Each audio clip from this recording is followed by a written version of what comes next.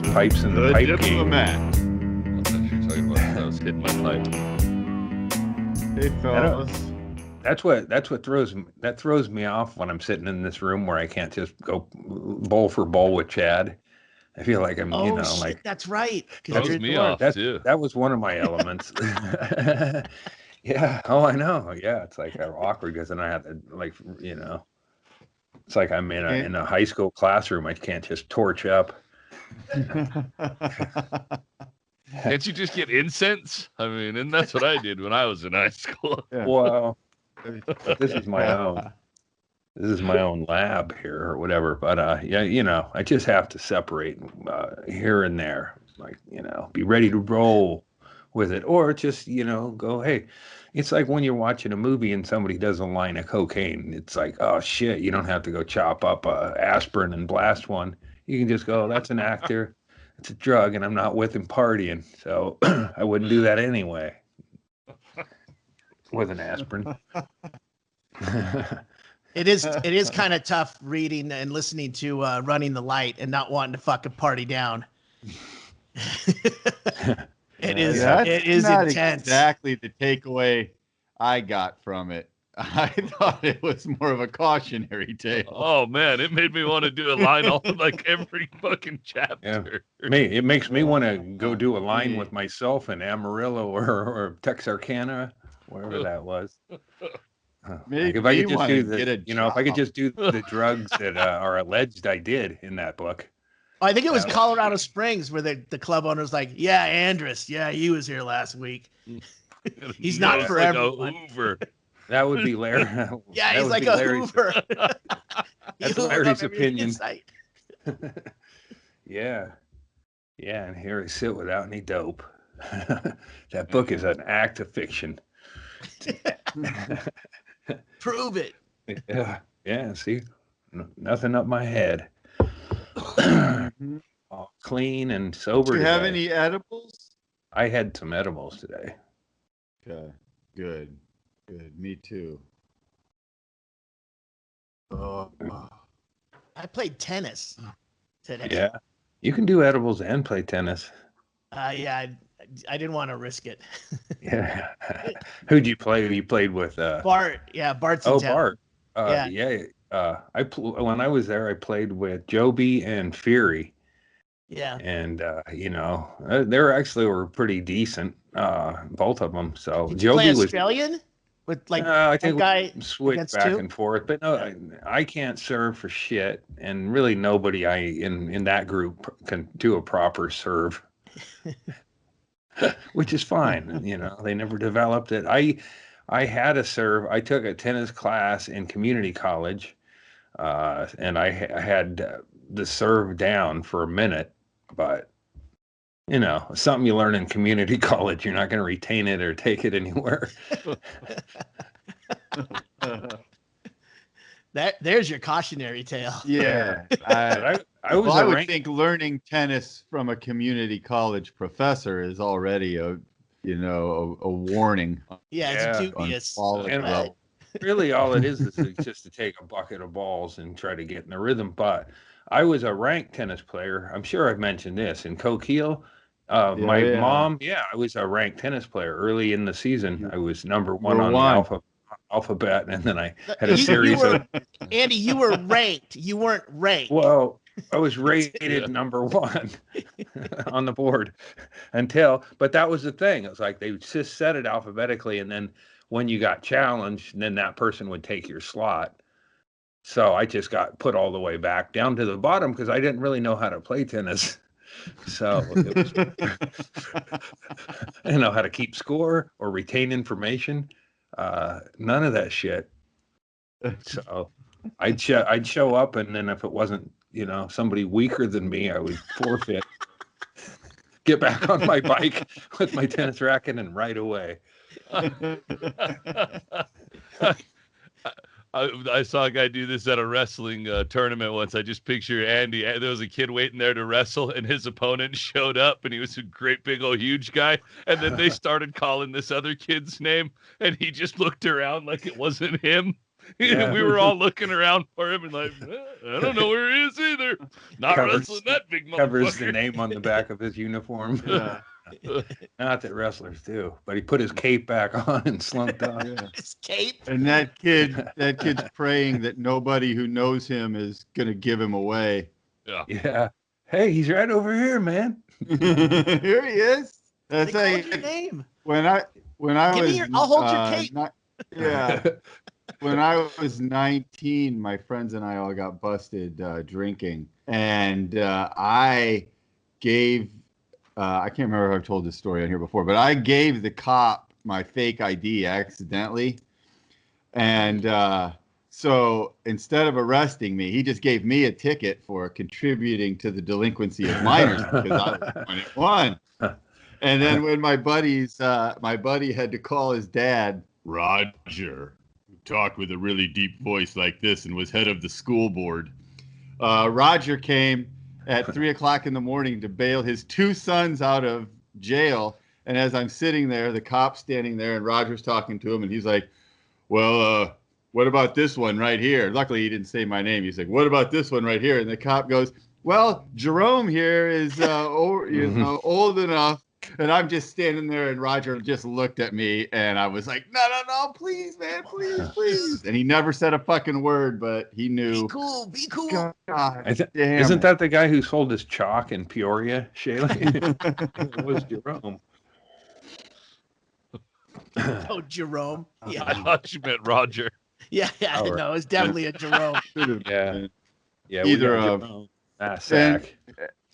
Speaking of subterfuge, gentlemen, possible subterfuge, did you see the story? It's big out here on the West Coast of a guy trying to just have some cinnamon toast crunch on a Monday morning and finding some shrimp tails in his cereal. I spent half the morning reading about that yesterday. Yeah, that thing blew up like, it was added to the list of the Gorilla Glue Girl.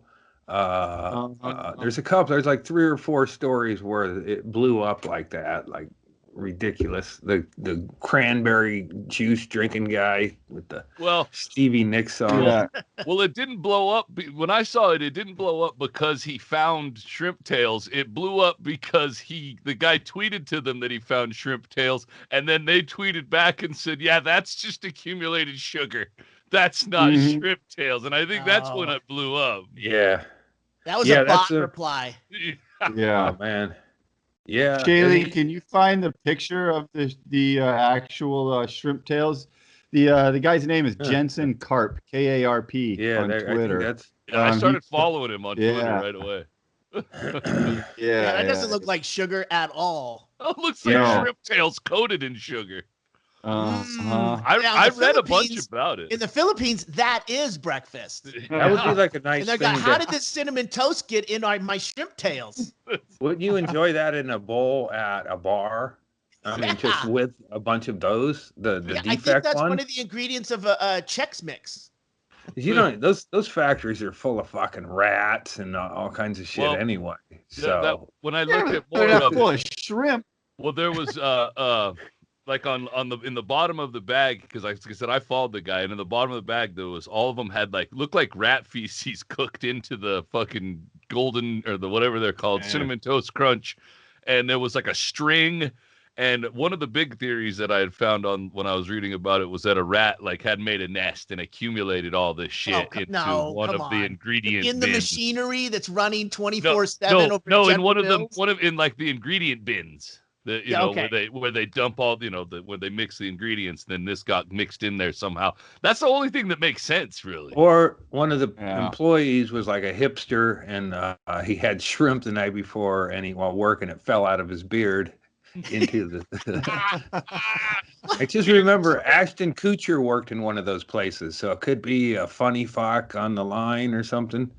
Mm-hmm. What kind of fucking turn of the 18th century fucking production line do you think we're working with here? When I see it, they've got hairnets on their beards, and then everything's they're swabbing all this stainless steel. A little more of a loosey goose situation down at the Cinnamon Toast Crunch factory, Shaylee. It's like the Laverne and Shirley when they put a glove on the beer. Oh yeah, like that. It would work. I think I could see Captain Crunch braving this kind of storm because he's known for, He's used to controversy. He's a seafaring man. Yeah, you can't, a cinnamon Hey, crunch. there was some shit stuck in my beard. I can't even remember. I know they had some ads though, but back in the day, it's like toast, cinnamon toast, fucking that's some stupid. There was a cinnamon flavor. It was John LaFoot. Had I think he was one of the guys. Was it? There was a cinnamon flavored Captain Crunch in the Captain Crunch. Oh universe. yeah, the Captain. Yeah, because there was Crunch Berries, Captain Crunch, and then now they've gone into all berries, which just peanut butter crunches. Peanut butter crunch too with the elephant. That's when Captain sold his ships and went all corporate. He stepped away from day-to-day operations. Well, he had a couple divorces that were ugly. And Are you saying Captain Crunch jumped the shark? He loved the sea. He went to Crunchberry Island. Let's talk about another possibility with the shrimp tails, and that is that this is complete and utter bullshit, and absolutely never happened. And this guy is just trying to get low-level fame on Twitter, faking this whole story. Well, if that's the case, then I want us to fake something so we can get some fucking Patreon viewers. I don't think it's that easy to fake shit like this and make stuff go viral. Otherwise, you could do that. Because he didn't go viral when he complained about it. It went viral when Cinnamon Toast Crunch said, yeah, that's fucking sugar. That's not shrimp tails. And when they tried to gloss it over. A phone was like, no, that's fucking shrimp. But how does shrimp tails get into your box of cereal unless somebody ate shrimp over your production line? How clean do you think production of processed food is? They had How dirty catering. do you think it is? Where are they going to get I think shrimp? it's absolutely filthy. People don't. You know where shrimp comes from? How are they going to be shrimp in the Cinnamon Toast Crunch factory? Well, and why only two? Well, whenever the no guy one buys two shrimp. The guy is getting it DNA tested I think to find out what it is. Shaylee's got the backdoor dealings that happened. Cinnamon Crunch Toast was running low, and they called Cinnamon Crunch, and he had all that shit on back order, But since then, he'd been doing a little fishing, I what's think in the this net. guy's full of shit. I think he faked the whole thing. And I think this guy is eating, he's a 40-year-old comedian who's on his second bowl of Cinnamon Toast Crunch on a Monday morning. Look at her, too. That She's up probably 100%. What are you talking about? She's probably the one who came up with it. That's his chick, Well, right? She's probably like, you better, or he's trying to hang on to her. He's trying to hang on to her, and he's running out of money and bullshit. So then he's like, "Oh fuck, I'll concoct this, and then we'll become famous from it or whatever." He's a cinnamon toast fraud. I get where you're coming from, but once again, why aren't we doing this? If it's that easy, why aren't we getting something? Yeah, what's the backlash? There's no one. People either will hate you, but you're gonna get the $5 or whatever he's trying to get. So I think, what if he did this and said, hey, what the fuck, Cinnamon Toast Crunch? I got this. And they were like, dude, we're going to give you a lifetime supply of fucking Cinnamon Toast Crunch. We're sorry. And he's like, all right. And then nobody said anything after that, and it went away. Then that wouldn't help him. Well, that proves he faked it. He couldn't have predicted that they were going to fucking deny it. That's the part where it blew up. Maybe Cinnamon Toast Crunch just put that shit in the cereal to become relevant for a minute. Yeah, they should have made it be like a campaign. I think like you a guys golden need a ticket. lesson in Occam's razor. I think the simplest explanation is the easiest, and that is that there are no shrimp swimming around in the bins at Cinnamon Toast Crunch. And where do they manufacture comedian at? Eating his second bowl of cereal on a work day came up with a fucking stupid scheme to play a prank on Twitter. Have any of you guys ever met Brendan Walsh, by the way? It doesn't matter. This guy could have this could be the 20th attempt at something like this he's had, and the first one that fucking worked. Rapper at one point, so you do have a very fucking strength theory. And for me, the tell is that he says that the shrimp tails came pouring out on his second bowl of cereal. If something is gross in your cereal, it's going to pour out into your bowl on the first. You don't eat a whole bowl of something gross. It's like when my friend I used to have a friend who would complain about their fast food, and this is what she would do. She would take an ice cube and put it in the center of her Hardee's hot ham and cheese, right? She get 2 hot ham and cheese, put an ice cube in the center of it, eat one of the hot ham and cheese, start eating the second one, and then by then the center of it is super, super cold, and she'd be like, oh, I bit into this, and it's really cold on the inside, and then she'd take it back up there, and she'd get another free sandwich. But she already had a sandwich. She already had the sandwich. And she ended up with a free one at the end. A whole free and a one. cold one that she had to turn in.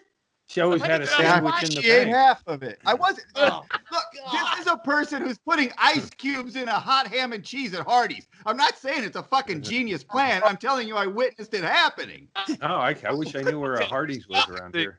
Here's the other thing where you lose me is that you seem convinced that a comedian would not be eating 2 bowls of Cinnamon Toast Crunch on a Monday morning, and I would say that's their target market. Yeah. I mean, it's not. He also bought a double bag, which is like no one buys a double bag. Is he a comic? Unless you got kids. Yeah. Is the guy a comic? He's a podcaster. Oh, yeah. That's suspicious as hell, too. The whole thing. Again, I think all right, let's go back to the second bowl for a second. You guys follow me what I'm saying on that? Oh yeah, yeah. Whole like second bowl thing. When you get down to like the bottom of the... You don't enjoy a full bowl of your cereal. Oh, there's nothing wrong with this. It's perfectly fine. And then the second bowl you pour out. Oh, Jesus Christ! There's string. There's shrimp tails. There's rat shit all in this thing. This is a guy who had to make sure he had his first bowl of cereal in him because he wasn't going to try to do this scam until he'd already eaten a bowl of it. I feel like nobody finds a hair in their second bowl of soup. I read a whole half a day on this. This guy, if you have shrimp tails, they're going to be down. They're going to weigh more. They're not going to pour out on your first bowl. Yeah, for what, true. You're going to be contents may have settled during shipping. And all of right on the box. All of the stuff didn't come out until later. Only a little bit came out in the second bowl, and that's when he said, "Let's investigate this further," and then dump the whole thing out to see what was in there. But if you're also the shrimp, they're not shrimp. It's not like there was shrimp swimming around and fell in there. They're like shrimp tails from somebody's garbage. Garbage. Right. Somebody ate the shrimp. Eating shrimp. But they're also completely coated and baked in cinnamon and sugar. So they had to have been in there before, unless this guy scammed. He went ahead and ate shrimp and then fucking coated it in cinnamon and sugar. I think we got to wait until we find out if there's a second and third and other. Because if there's that shit in one box of cereal, then it would be in several in that batch. So everybody should be looking like they were looking for a prize or something. It's probably we shall see. Well, probably. I wish I had a dispensable child around here. I remember when they had a thing with Old Roy's food at Walmart. It was killing dogs, and thinking, well, that'd be a good time to go get a rescue dog, old rescue dog, and feed him Old Roy's so you could sue Walmart. My beloved old Yeller that I just adopted a week ago. And I wrote a couple of songs about it. But if you could just get somebody who, Andy, somebody, on that? If you had several old people, you're like, and go here, have some cereal today, and then go, oh Lord God, now look what happened. The whole group home, we've all signed on with the same lawyer. We're outraged. Unless it turns out they actually like it, then you're like, you got a problem on your hands. Now you got to find shrimp tails. Yeah, and you got to fry them up with the sugar coating, and that's a whole thing, Andy. Especially at the old folks' home, you want to keep them happy. Well, Plus, they're just gonna mow right through them. Think about it. Anything you coat in cinnamon and sugar and bake, it tastes like cinnamon and sugar. So just fucking eat it. My dad was losing his sight, and Maybe. I was taking care of him, and I would feed him in the morning. And I remember I was like, "Hey, Dad, smell this flour," and he went. And went to go eat it, and it was a fucking daisy right in his face. He didn't know. If I didn't pull away, he would have fucking had it and goes, "Hey, you got any more of that salad?" That's fucking funny. Chad, maybe that's the answer to my second bowl thing. Maybe this dipshit ate 3 or 4 shrimp tails on the first bowl and never even fucking batted an eye. And it wasn't until, because he was so famished, and it wasn't until his second bowl when he started to actually look at what it was he was fucking going to put into his face. Let's examine this a little further. Tell me that guy isn't a fucking liar. If you're eating Cinnamon Toast Crunch on a Monday morning, you're stoned as fuck. Let's start there. Yeah. So that's one thing that we got to take into consideration too, is because, and then, you for a second bowl of Cinnamon Toast Crunch, you're really fucking stoned. Yeah, you don't have a job interview later that day if you're doing 2 bowls of Cinnamon Crunch. That first bowl doesn't give you a fucking stomach ache and a fucking sugar fucking rush, then you're fucked up. Yeah, what are you gearing up for, bro? Yeah. 2 bowls? Nap. Yeah. I gotta get all you're all bloated with fucking milk. Not like part of a recommended breakfast. They used to show you like two bowl of cereal and toast, some like a full on breakfast sitting beside a bowl of cereal, but somehow Cinnamon Toast Crunch is part of a breakfast with eggs, toast, juice, their new keto. Yeah, their new keto ingredient. Yeah, but I know what Chad's saying. When you eat, I have done a second bowl of Captain Crunch, but it was because I was super stoned. Eating in place of ice cream kind of thing, where you just go, fuck it, I'll have a second bowl of this shit. You realize that you accidentally poured too much milk on your first bowl, and you go, fuck it, man, I gotta have more cereal. Yeah. All you really need, you could get rid of most of the cereal and just hang on to that shit at the bottom and just fucking rebase that. Put a little of that on a bowl. See, that's where a lot of the detritus is going to end up too. That sugar stuff at the bottom. So it's like you can't really. If there's any tomfoolery, it would all be settled down there as well. I mean, knowing that Ashton Kutcher used to sweep up a factory like that in Iowa, really lets you know that you can't trust cereal. Andy, you worked on an assembly line too. That doesn't bode well for the you wouldn't want to manufacturing. I wasn't a company man.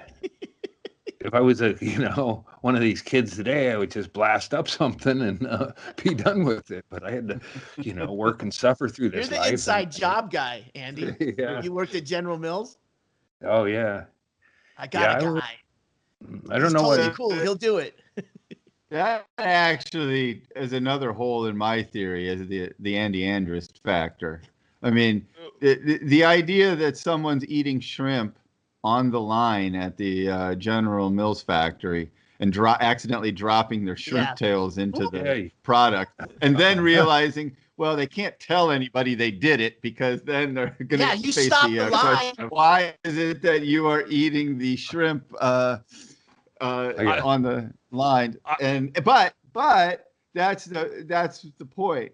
The Andy Andrus factor is that I have failed to take into my theory the fact that there might be an Andy Andrus at the General Mills Corporation. You completely over shrimp tails. There's probably right now a team of people like going to the fucking factory and then to Long John Silver's nearby and asking, "Do you have any security footage?"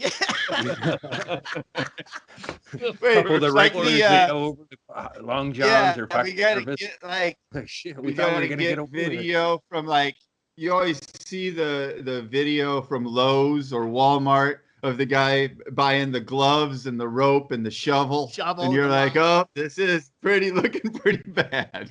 Somebody on the line going, you see a guy buying hey man, was that a 16-piece shrimp pieces you brought, or was it 12? I got down there and I thought I had 4 more pieces. Oh shit, man. I don't know who else it's this company, man. They don't give us long enough breaks. I got to eat some of this on the line. Probably. They're probably all fucking forced to work in tight quarters and no breaks for... You think I like pocket shrimp? No, I have to eat pocket shrimp.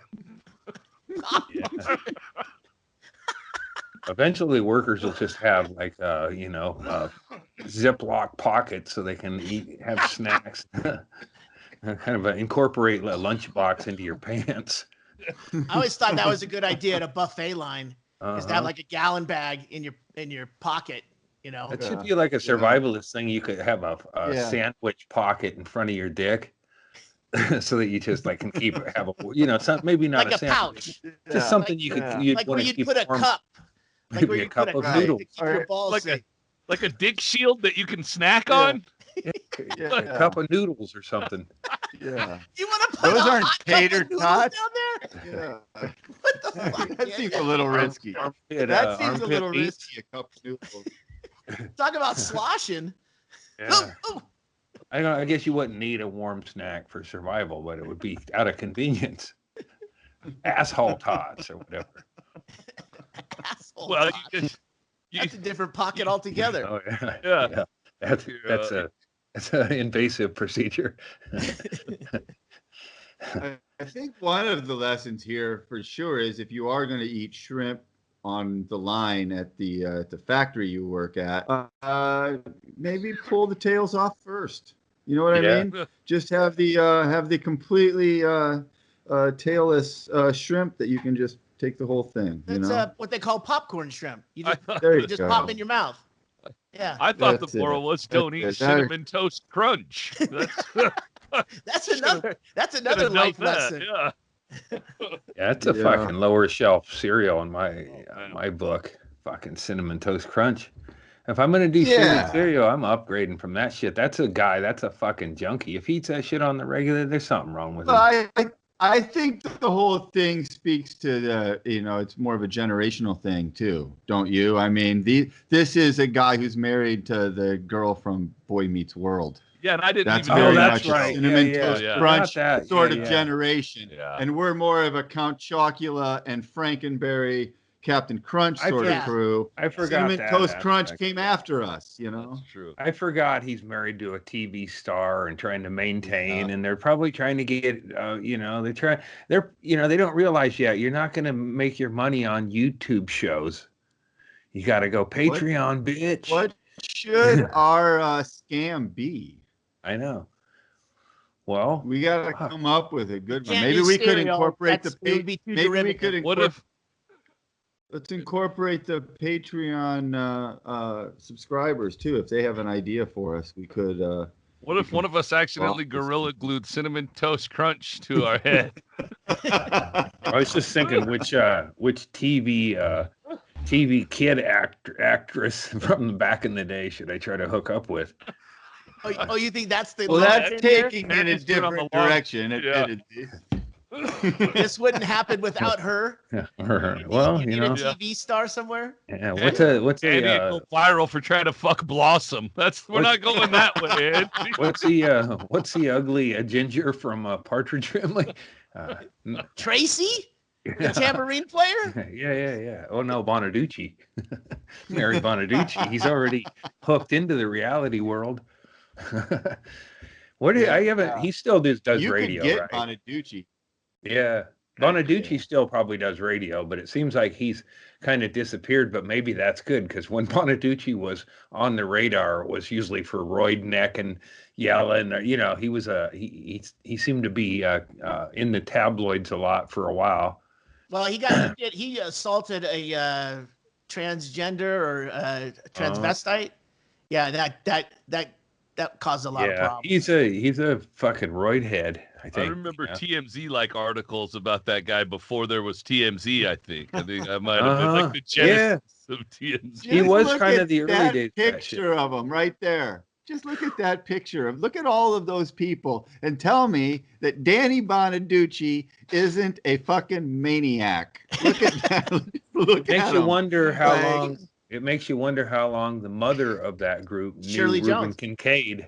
Like maybe they hooked up years ago, and while her husband was still around, and that's what produced the ugly redheaded kid in the middle there.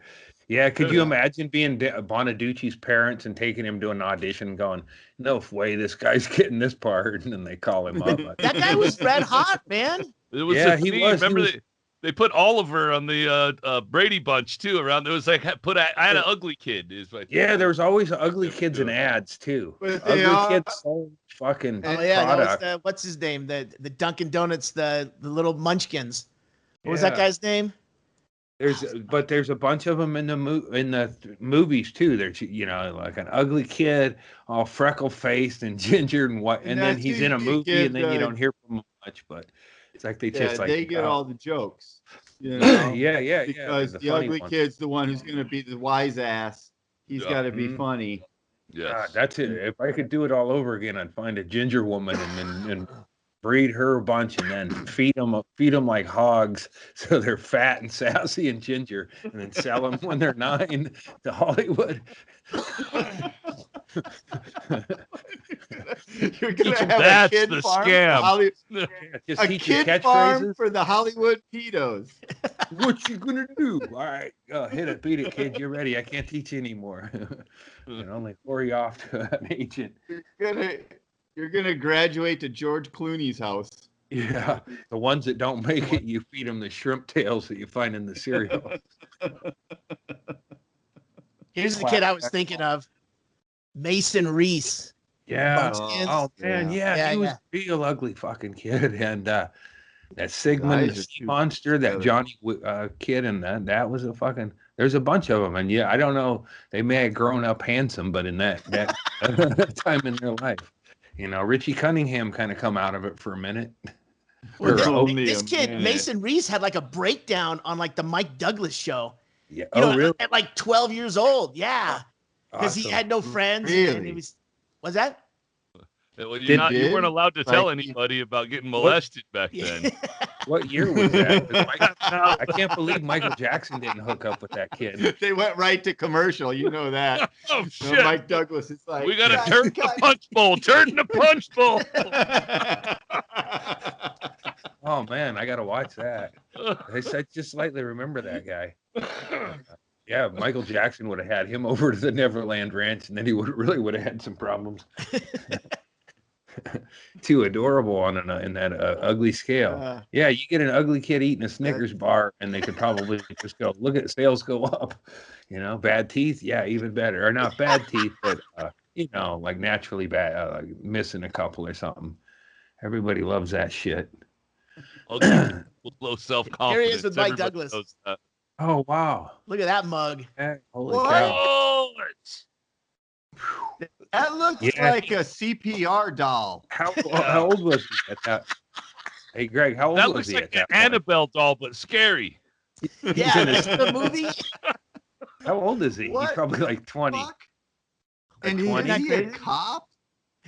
It's, He was a co-host on a bunch of shows. That's October 4th, 1973. how do I not know Is more he like about the deputy of the cafeteria?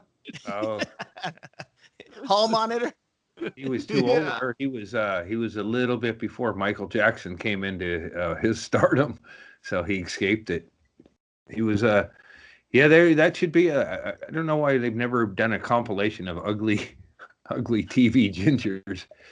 Like that one, I don't know. Was Richie Cunningham or not Richie Cunningham? Ron Howard's brother, Clint, wasn't he Clint ginger? Howard. Clint was right up there with all-time awkward-looking little actors. Yeah. Big fucking teeth. Yeah, he had the gap tooth. Not a good looking dude. Unfortunate. And they didn't really. And he didn't have Buscemi's charm, so Mhm. it was just like, oh, That's why he got all the little tiny roles in his Yeah. brothers' movies. Like, you Yeah. can just say one word. yeah. I mean, they gotta see each other at Thanksgiving and shit, Have some cinnamon crunch shrimp tails. Everybody, happy It Thanksgiving. is, Andy. You do bring up to loop back to the Partridge Family. You do bring up a good point. Danny does look a lot like Reuben Kincaid. Uh-huh. It does seem like it's possible that there might have been a little action going on between now you might not have Mrs. caught Partridge this. and the manager. Yeah, I'd like to see the backstory. What is the of how- backstory of the Partridge Family, of the dad? Where was Mr. He's- Partridge? Yeah, he was obviously. And Dude. Danny was the one who had business acumen because he would always call Ruben on the carpet about stuff. And then Danny would have the way of how to get the PA paid for. Right. Without Ruben and coming out of Danny their were cut. always scheming together. It was kind of like, you know, it's like they had a bond, those two. And I think look at all the even Tracy. I feel like Ruben might have taken over about halfway through the job. I mean, you assume Mr. Partridge went away at some point there, and you know, so maybe Danny and the that one are full brother sister, and then the other three are all Partridges. He went extreme cuckold. He's just been tied up in the closet for the He's never second really half mentioned of the Mr. family. Partridge, right? You know, right? Did they mention Mr. Partridge? What happened? I'm pretty sure I don't came up remember. early on. He's probably looked like David Cassidy, and he probably just got fucking, you know, took off, went solo. He got a way better He chick. got a new family. Yeah, maybe he wasn't musical at all, but you have to wonder there. None of them were. That's the Ruben Kincaid in the rain, say anything moment, holding up the boombox. Yeah, I haven't watched that show since when I watched it, you know, back in the day. God, I hope not. I remember a laugh track in it and all that. It was, but I just remember that part of it. The Ruben and but there was probably no mention of who Daddy was, and even like the Brady Bunch. They very rarely mentioned anything before, or maybe just in the first episode. All it says on IMDb is a widowed mother and her 5 kids form a band. Yeah, it's probably like the Brady Bunch. In the first episode, they referenced that they're widowed, and they never addressed it again. But if Ruben and Mrs. Partridge are banging, I say there might be something going on here. Maybe might be a reason to look into this accidental death that Mr. Partridge suffered. Find out how she met Ruben, and you know, like maybe they met and she was singing in community theater, and Ruben was scheming behind the scenes and in love with her and wanted to get rid of her husband, who was just a supportive guy, but thought it was really ridiculous that all his family sang and shit. He's probably looking. Look, Dad thought it was cute. It was nice. It brought the family together, but it wasn't a viable career. We're not going to take the family on the road on a school bus. What are you, fucking crazy? He probably it's job. It's the 70s, 60s, 70s. He's coming home and there's no dinner on the table because they got a sound check at the fucking the community playhouse. If you ask me, I think Shirley Jones was banging someone else when they had David and Susan Day there, because they don't look at all like Tracy, Chris, or fucking. That's what we're saying. Yeah, Danny there was a change in Chris. the milkman or something. Yeah, it's like the color chart, a pair, you know. It's like, okay, we'll go. Shaylee, that's what we're saying. That's yeah. It's that Danny, Tracy, and the littlest one, Chris. Was it? Yeah. So those she has Ruben's kids. She has a recessive. You can see it in their fucking sloping brows. That's why they both have recessive gingerness to them.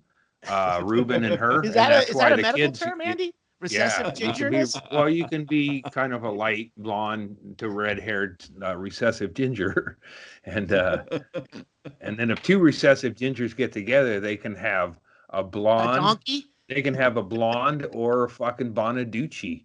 Those are the 2 choices. They can go. And when they see the blonde hair, they're like, "Oh, thank God," or whatever. But you know, you see the freckles and all that, and you're like, "Hey, I hope this kid plays a tambourine like a motherfucker." 6 out of 8 times it's just a normal blonde, but those other 2 times, full on Bonaducci. Yeah. I'm sorry, but your newborn is missing 3 fingers on one hand. But what about the hair? Yeah. Tell me it's not a recessive ginger. Tell me that hair dried a little darker or a little lighter, please. You would not. I don't know. I mean, there's nothing wrong with it, but it's like it is a, you know, it comes with freckles a lot.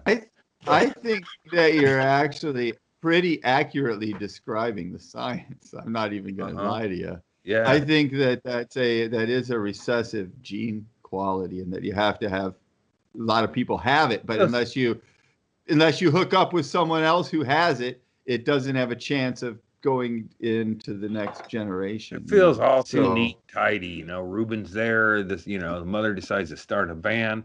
When if it was a real booking agent, he would have talked to David about leaving the band like they did with NWA. They're like, hey man, hey Wheezy, come over here. Yeah. Why is he getting all the good shrimp sitting over there, and we get shit? Here's David's dad, Jack Cassidy. Yeah, so that's who you got to figure. Yeah, right there. And Sean Cassidy. Yep. Yeah. But he split after 2, clearly, because there's no way these other kids are Jack Cassidy's, especially after the first recessive Ginger comes out. He probably split. That band would have done a lot better had they gotten rid of Bonaducci and put Sean Cassidy plunk down there, huh? You got David and Sean Cassidy rocking. They might have been our Beatles. It would have been too much. David Cassidy did it on his own, but if you throw in Sean Cassidy, that's a super group. Yeah. That's now Peter Frampton away from being the greatest band of all time. The Beatles are our Beatles. Don't poor man. Well, the Beatles are our Beatles. We're not rudderless in music. The Bible is like the Bible of religious. You could even have Leif Garrett in there if you got the Cassidy brothers and Peter Frampton. Leif Garrett's like, nobody knows what the fuck you're doing here, why you're famous, but your fucking hair looks good. Stand over there, shake a tambourine, bro. Super group. It's too bad it couldn't happen. We almost had all the Gibbs with Andy Gibb. Mm-hmm. That was going to happen. Tried. It just didn't quite make it. Yeah. Yeah, that fucking Disco Sucks White Sox game. It blew it out of the water. Well, and then, that was an interesting documentary because it was like it all went to shit out. Yeah, what did Leif Garrett? He was a guest star on a bunch of shows. Yeah. I was like, well, he ended up... He got in a car accident where a buddy of his died, and that fucked him up. Well, so did Not Being Famous anymore. I mean, he was Teen Beat on every magazine, and then maybe the accident was right in there, but I tend to think he was spiraling before the accident. I saw him on something where it was years later, and he met a fan of his, and she was an older woman, and he talked about the wreck and all that, and then I could just see the sparks going, and it's like, oh man, I bet he's like surprised that he's gonna get another fame fucking. So, yeah. And I think he kind of came back after that. Yeah. Maybe he was just happy it was going to be with a female this time. Finally. Yeah. Yeah. Went into show business to get laid, and this is not what I had pictured. Yeah, I'll bet. I wonder if Leif Garrett got. I mean, he would have fit the mode of getting just being fodder for pedophile Hollywood. Oh, yeah, we'll just cast him in this. Yeah, we'll have you guest star. Hey, Leif, come over here. I want to show you a script or two. I can't really read. I don't have any discernible talents. And I'm sure that's not true. I'm sure he was a fucking talented young man. That's why he rose to fame in Teen Beat magazines. It's got to be nearly impossible to be famous as a kid and just maintain it in a healthy way. I mean, yeah, because I don't know what you don't have any perspective on what fame even means, because the only way to be famous and be healthy is to have a good perspective on how meaningless the fame actually is, and you can't have that at a young age. You just can't. So. Yeah, I don't think so. Then you're on a drag race to keep something. You're on a race to keep something going, but it's a drag race, and you have to be on the gas at all times. And there's no way to not flame out. Fuck, wasn't he in a fucking Bad News Bears movie or some shit? I could have done a better job getting him. Like, what the fuck are you doing? You're not covering a fucking. You're not singing.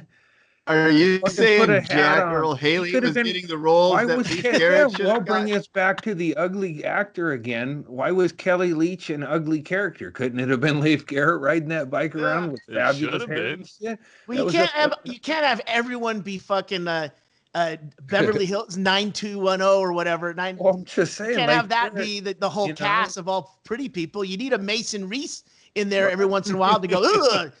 Well, that David Cassidy sure is good looking. Actually did it when you posted it. Yeah. I'm glad you did, Erickson, because I felt like a dick for Shaylee's just referring to him like he's a regular ugly guy, but that's something extra. No, that's a freak. That's extra. Yeah. Yeah. He looks should have like been on. He could have been a Bad News Bears too. It looks Hey, like I got the background on Leif Garrett. a Oh yeah, dying yeah. What's the midget deal? whose make-a-wish was to be dress up as a cosplay of a police officer and Dear Abby. I would have written a role where he was a murder doll. He would have been the original Chucky. He looks like Paul Blart, Mall Cop's mom. I didn't. Oh, he's in a fucking uniform. Paul Blart's mom, Mall Cop 3.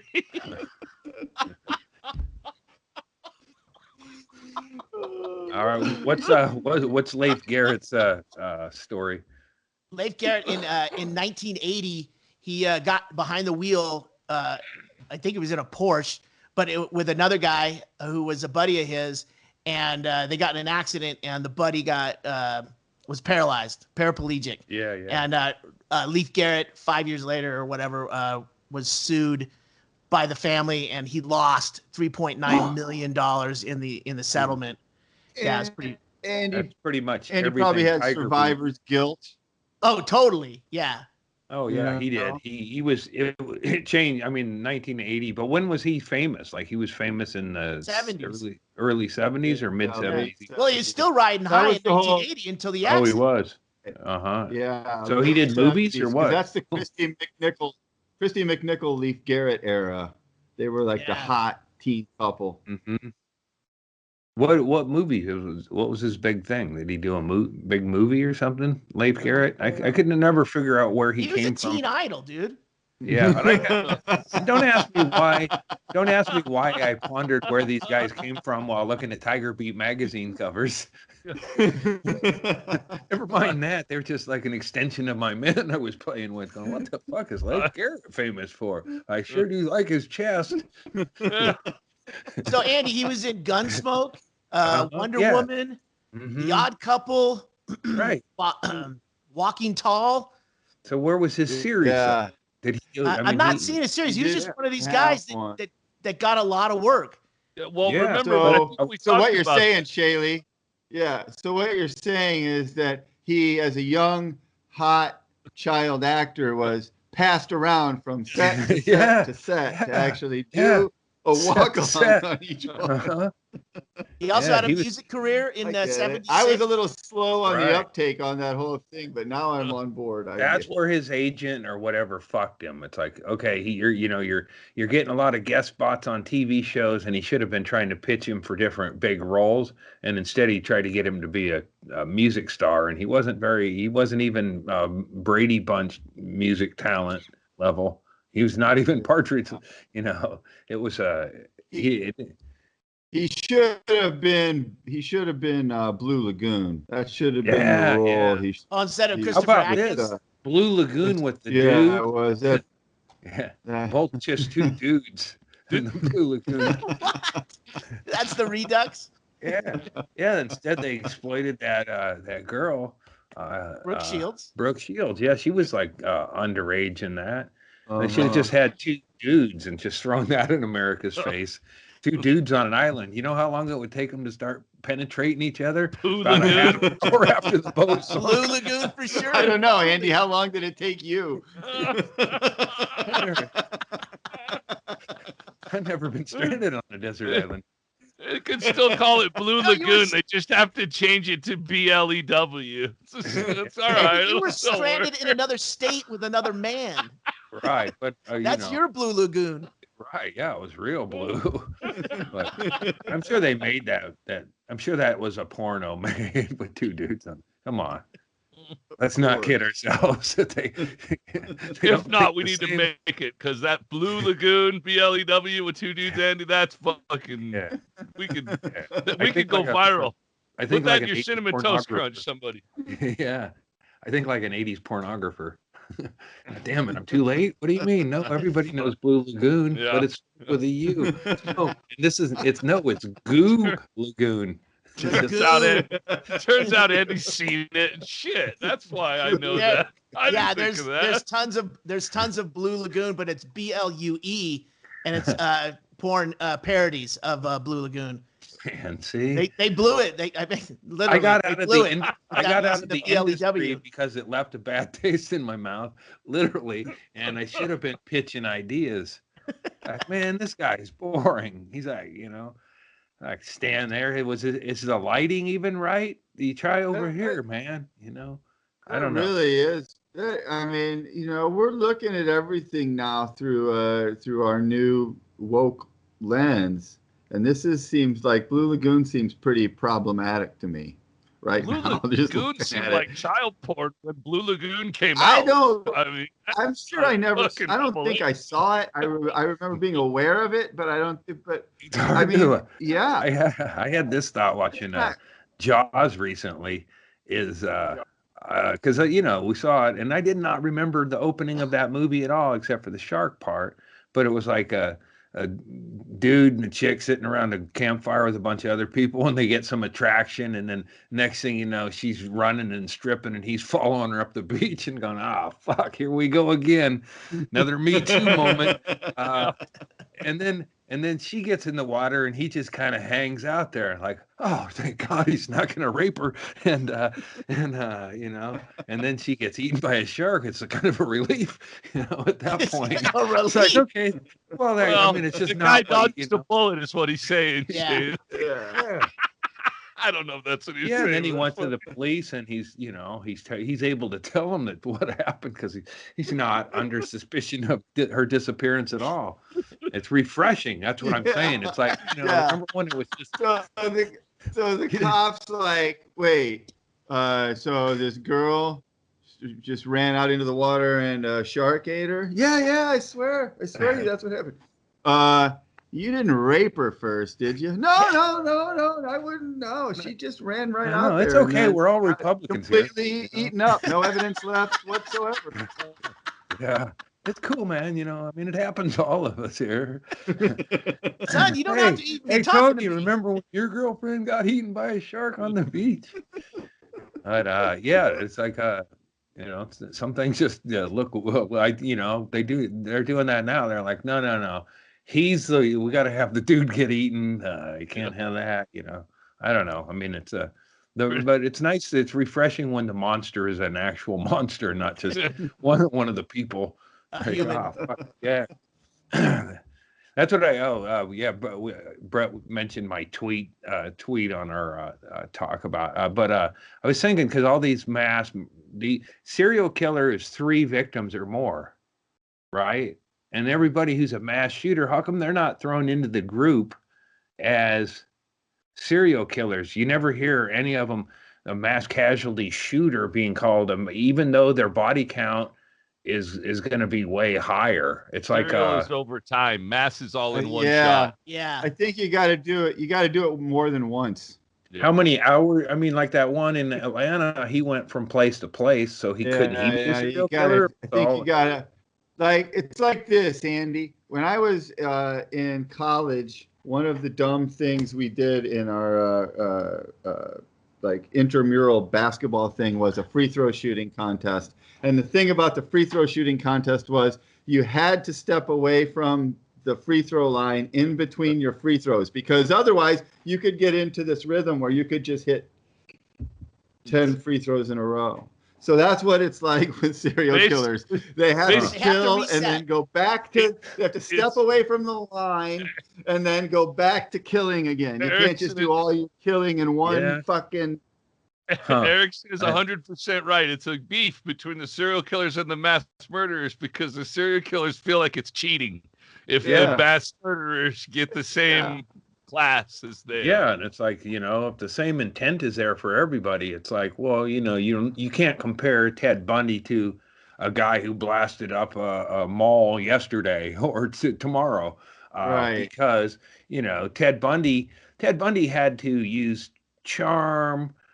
He went into places and just brought blunt objects or whatever, but he wasn't there for he had. I mean, maybe that's part of it too. You have to have like a mat. Like, what if you went someplace, shot people, and then went home and took a long nap, and then got up and went and shot people in the afternoon, and then went home and slept, another day, and then went back, and that would count, right? I mean, I don't know. It's just like I think that they need to get together and clarify this with these new fucking horrors on a daily basis. It's hard to remember. I remember, I mean, this week, Boulder, and I've been in that store a bunch, and that, it's horrifying.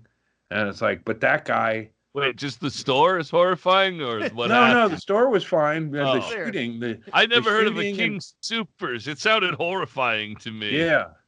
Well, it sure puts that John Benet Ramsey situation in perspective. I mean, that would be what everybody would bring up about Boulder. Oh, that's where John. Now they don't. Now they're like King Supers. Stay strong out there, Boulder. Get ready to hug another city next week. They'll be. It's like I went to the store today, and I kind of did a look around before getting out. It's like, it's a new paranoia, but it's not necessarily a paranoia, because if you keep going, sooner or later you're going to be in a mass casualty situation, and that's where I think we should we should focus our educating the youth, is how to keep your legs pumping when you hear gunfire, and good hiding, like make hiding go seek a real fucking scary situation. You got caught.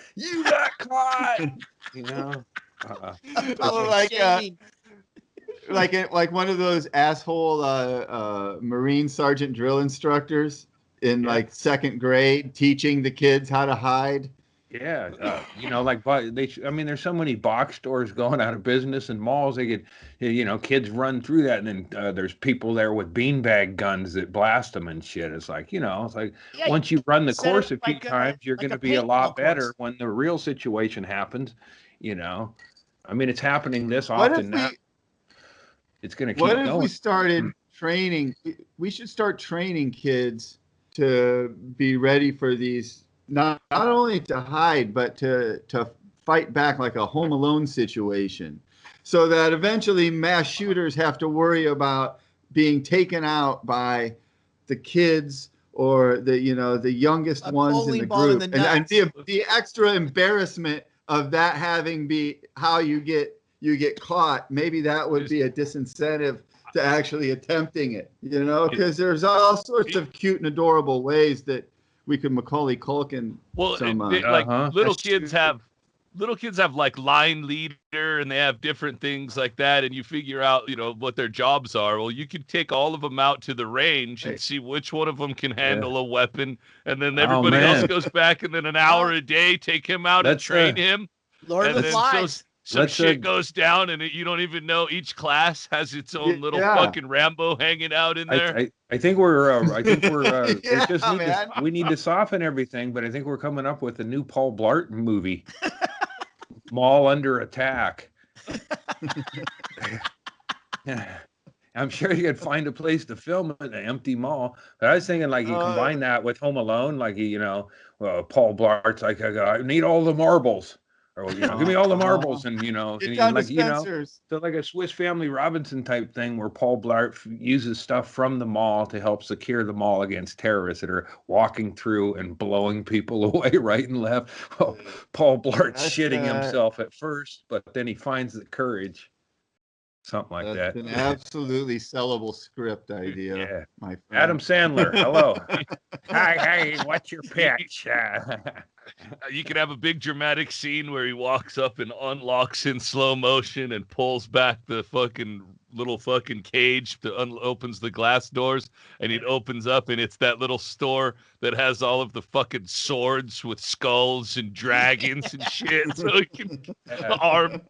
And then people from the food court and everything, like, we got your back, Paul, and it's fucking Rob Schneider works at the, the Rob Schneider's the Wiener shop, and I mean, while we're talking about this, we need to talk about casting. Yeah, Chris Rock. I'll just take all the guys from Grown Ups and put them in the mall area, and they're commiserating about how dead the mall is or whatever, and nobody ever comes here, and then they're attacked by jihadist white terrorists. white Christian terrorist sect. It's descended on the mall on bad information from QAnon that there's a fucking cult breeding babies underneath the food court. So there's not a big body count because it's just mainly an empty mall.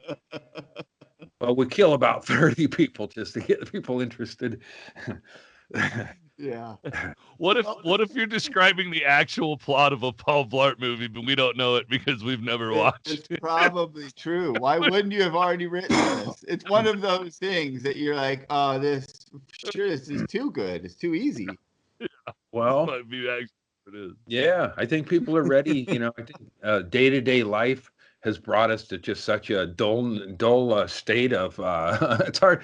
Like I was talking to Brett the other day, and I was like, because I'd heard about Boulder, and then I was like Atlanta, and it took me a second. It's like, oh, the massage part. It's like that's only been like 10 days ago or less, and that one inspired the one in Boulder because that guy got that machine gun the day of that shooting. So it's like, so yeah, it's time for our hero like Paul Blart. We need to have the fantasy hero, and Paul Blart is one of us. And then get out every fucking ginger kid, the actor that's still alive. That's our body count. Like the only thing that this mall is hosting, ugly ginger fucking get together in the mall. So Andy, I'm right with you. And casting, I don't know where we would put him, but we have to use today, Mason Reese today. Oh. Yeah. Oh, yeah. And Oliver get ready. Oh my good God.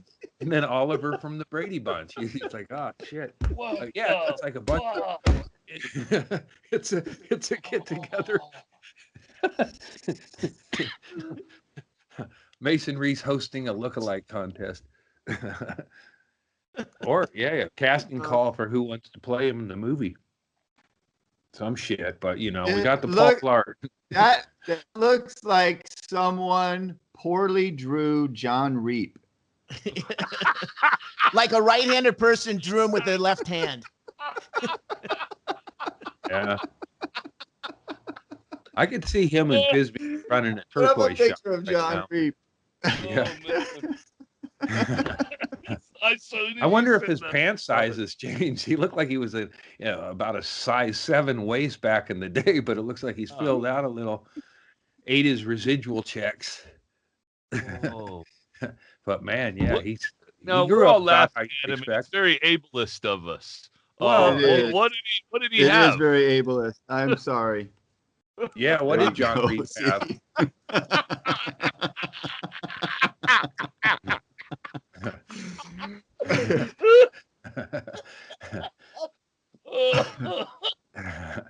God damn it. It is very ableist of us, and I feel terrible because I just watched Crip Camp last night and I cried all the way through it. Oh, really? Is it funny? Crip Camp?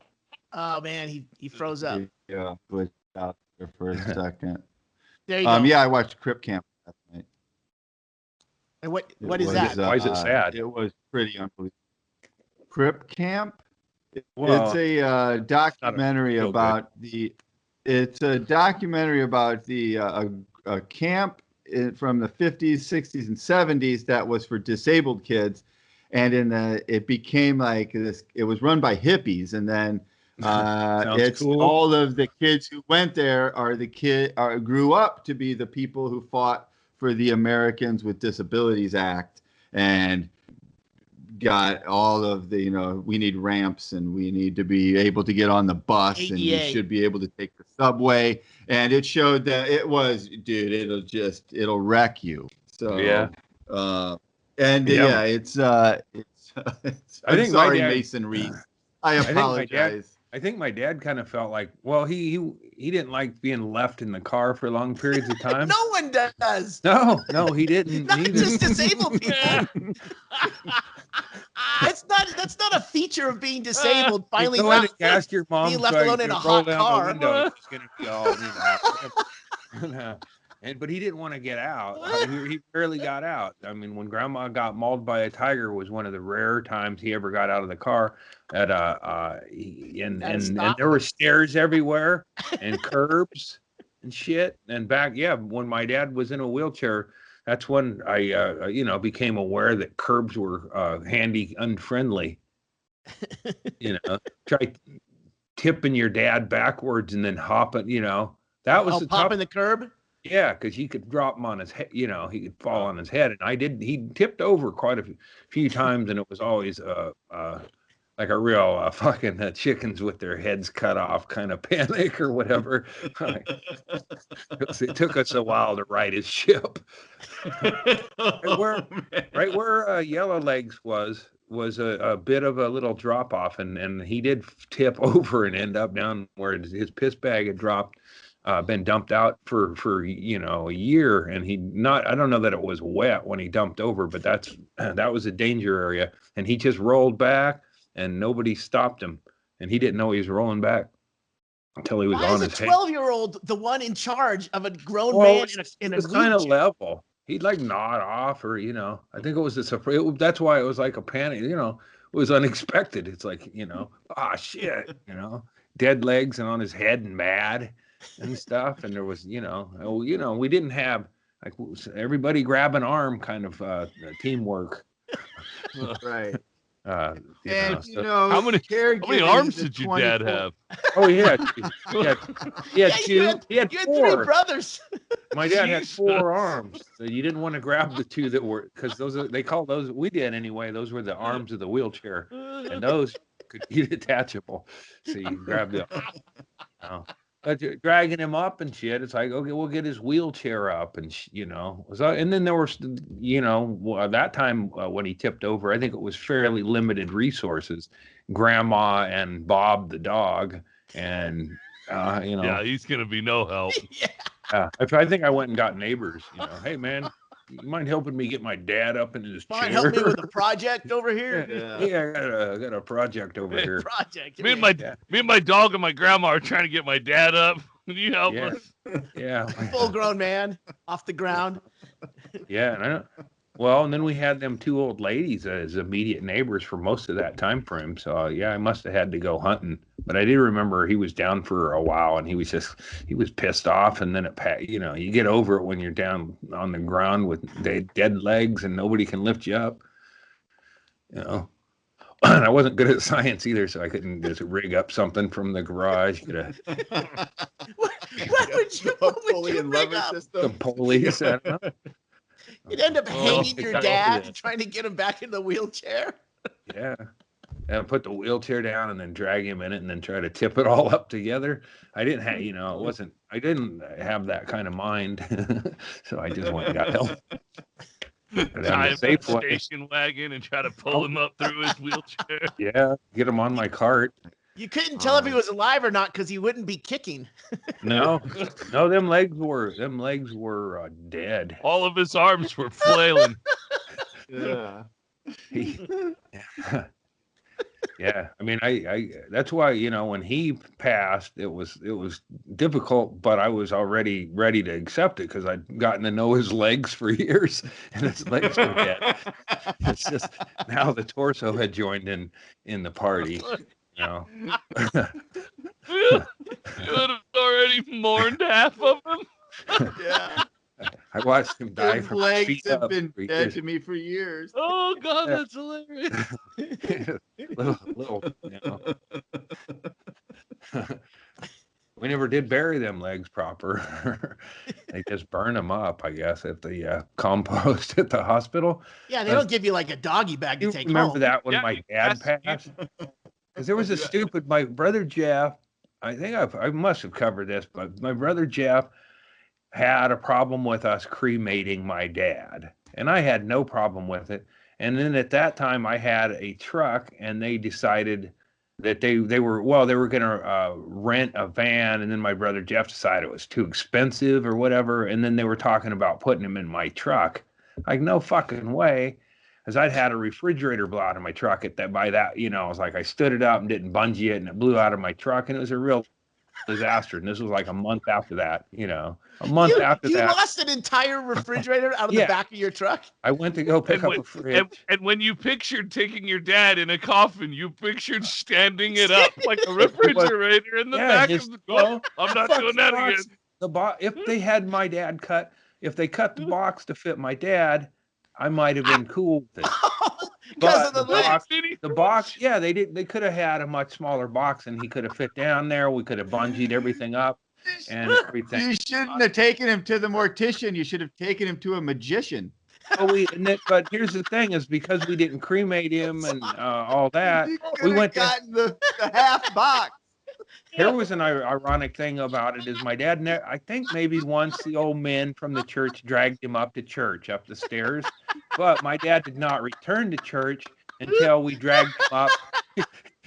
He didn't want to take a chance on Earl Rosenogle's humpback giving out sniffer Riddlins. He was he was built like Ichabod Crane, and those were the fucking men of the church. My mom would rally to get the men of the church, and I'm thinking men like fucking Big Jim and shit. And she's got Reverend Cold Iron, the choker, and sniffer Riddlin and humpback Earl, and then Ralph Hoot Looney was a solid built fucking dude, but he's not a guy you build a fucking pallbearer team around.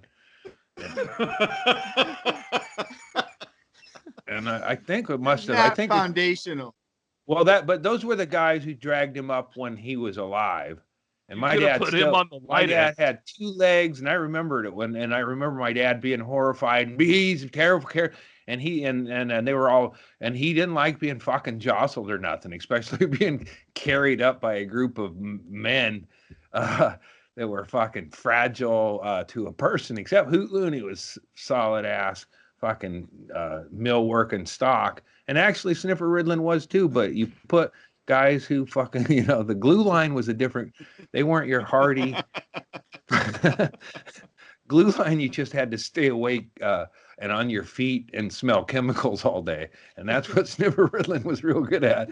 But yeah, so my dad got dragged up there and then dragged down, and he would never go back in that church again. But when we dragged him up there for a very emotional, my dad's funeral was very emotional. Like, we rounded Larry up and he was still fucking wired up. And almost all of my brothers felt compelled to get up and do like an NFL player retiring speech about our dad, break up about halfway through. My dad, and some observers said it was the most emotional funeral that had ever been at. Like, shit, you should have come over to our place a couple weeks ago. This shit was fucking pretty standard operating procedure.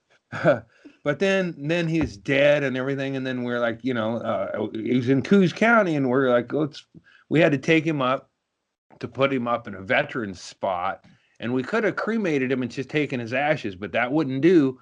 And my brother Jeff, it was like some religious thing about it, and I was like, so what about it? His legs. Are his legs going to be up there in heaven? Because I think those got cremated already. And but that was the thing. They'd just, maybe the discussion would have been different had I not lost that fridge, but the box wouldn't fit in the back of my thing. And he would have had to be tilted up. And then, that after a highly emotional, there was some bad shit that happened before the funeral. Me and Dave went out and got blackout drunk downtown, because we were mourning our old man the way you do. And it was a fiasco. David fell off the roof. I apparently tried to cuddle up to John naked when I got back from the bar. That's what John woke me up and said, hey, what's going on? He woke me up, and I was like, me and David got blackout drunk, and John wakes me up and said I tried to cuddle up to him naked and he said I tried to have, it's like, what? Fuck you, John. And he goes, and David fell off the roof. And I'm like, yeah, whatever, man. And And then I went downstairs eventually, and then I see David all crumpled up, and I'm like, oh fuck! I tried to fuck John, and it was a white trash disaster, Like me and David shouldn't have gone out drinking, but David was trying to pee down, David was disoriented and trying to pee down the stairs, and I guess John woke up. So like me and David got home and we're drunk, and I don't know. I could never figure out what room I was supposed to sleep in when I was a kid, let alone back as an adult. And so John was in my bed, and I crawled in. He goes, I think you thought I was your wife. Oh yeah, no, I knew it was you, John. Whatever. And but then when I saw David all crumpled, I was like, well, fuck, this part's checking out. But David was trying to pee down the stairwell, and John interrupted him, and then David went into the bathroom as a second choice, and then crawled through a small window and rolled out onto one roof, and then dropped about 40 feet onto the frozen tundra, and fucked his back up. And I was like, that was a damper on the funeral, because David was one of the help lift the body up to the fucking back. It was a hassle getting him there both times. So we had to one man down on the crew there, and he did. So I guess I tried to fuck John, or I was naked, blackout drunk. I attributed part of it to not expecting anybody to be in there, and I was. But I'm more fascinated by your brother David's adventure. Well, and he was.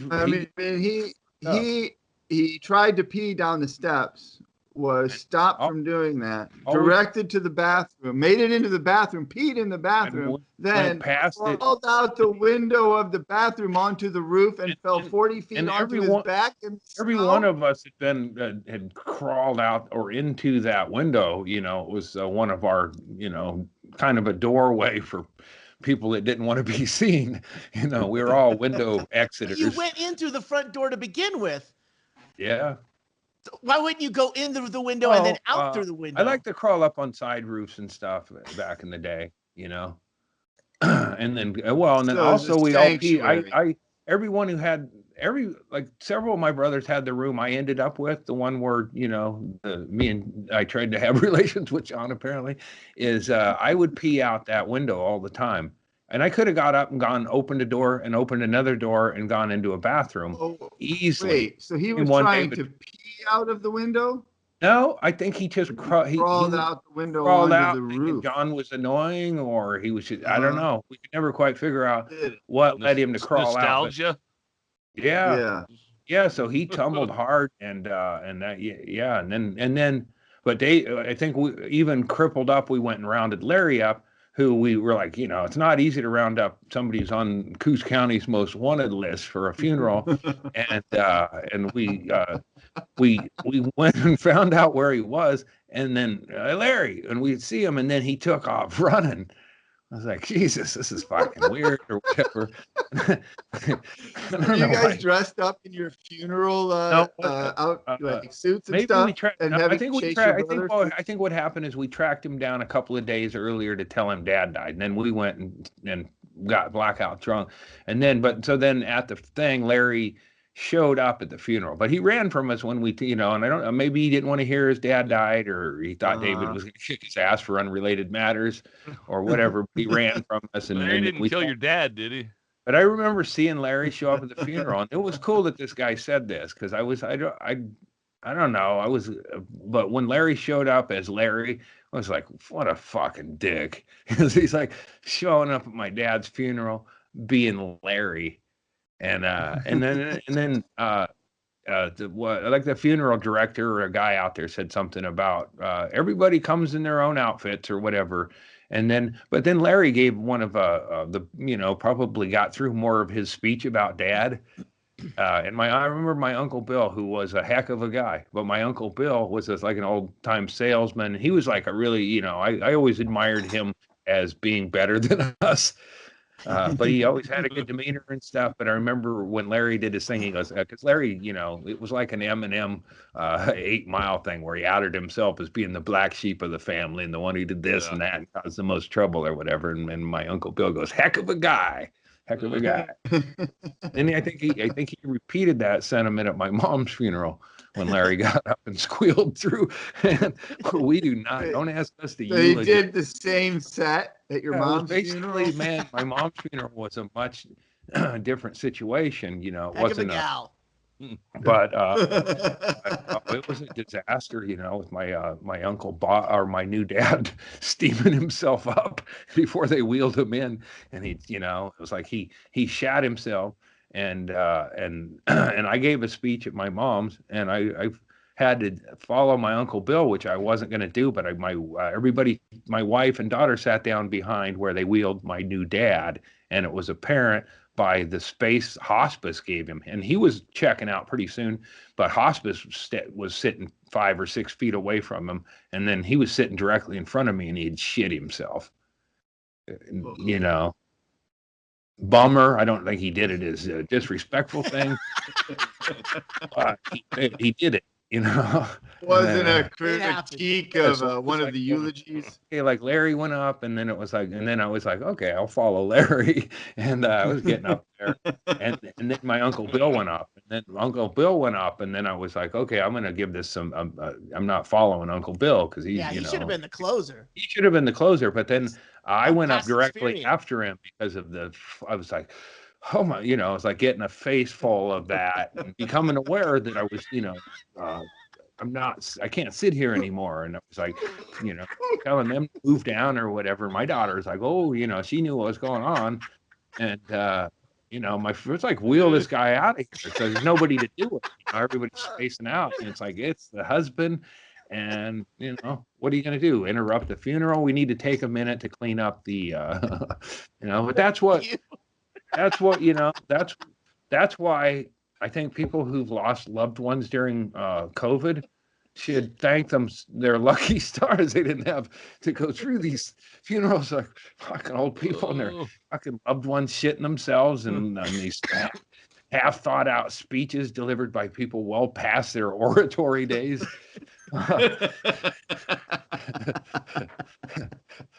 An emotion thrown in there. I was like, good God, Zoom that shit from now on.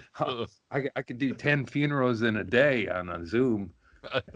When my mom died, I wrote in her obituary that her wishes were not to have a funeral because, well, who's going to fucking argue with me? Yeah, get your ashes scattering. That's like running off to Vegas to get married. It's like you save everybody a big fucking bunch of bullshit. Nobody has to dress up. Nobody has to fucking make potluck dinners. Shit, you just get torched and have somebody dump your ashes. That's the way to go, for sure. Yeah. I might change I used to say, tell my daughter I wanted to have my ashes scattered on unsuspecting people in a mall, but that's just... That's like just, dump it over the rail on the second floor. It's like 20 years ago thinking, you know, like, you know, like you see all those prank videos where it's a super cut of all the people you dumped the shit on, and they're just walking along, and then they're like, oh, what the malls are dead. It would just be down on the ground for a week before it got swept up. And there's, you know, I mean, malls need to come back before that would be cool. Now I don't know what to, you know, who cares? There's ashes, but and I'm probably not, you know, I know how I'm going to die is a slowly roll in front of a bus in my wheelchair because I don't have a retirement or nothing to leave my daughter. She'll just know that, you know, okay, here we go. I love you. And then fuck that bus driver. Maybe that bus driver has been drinking. Who knows?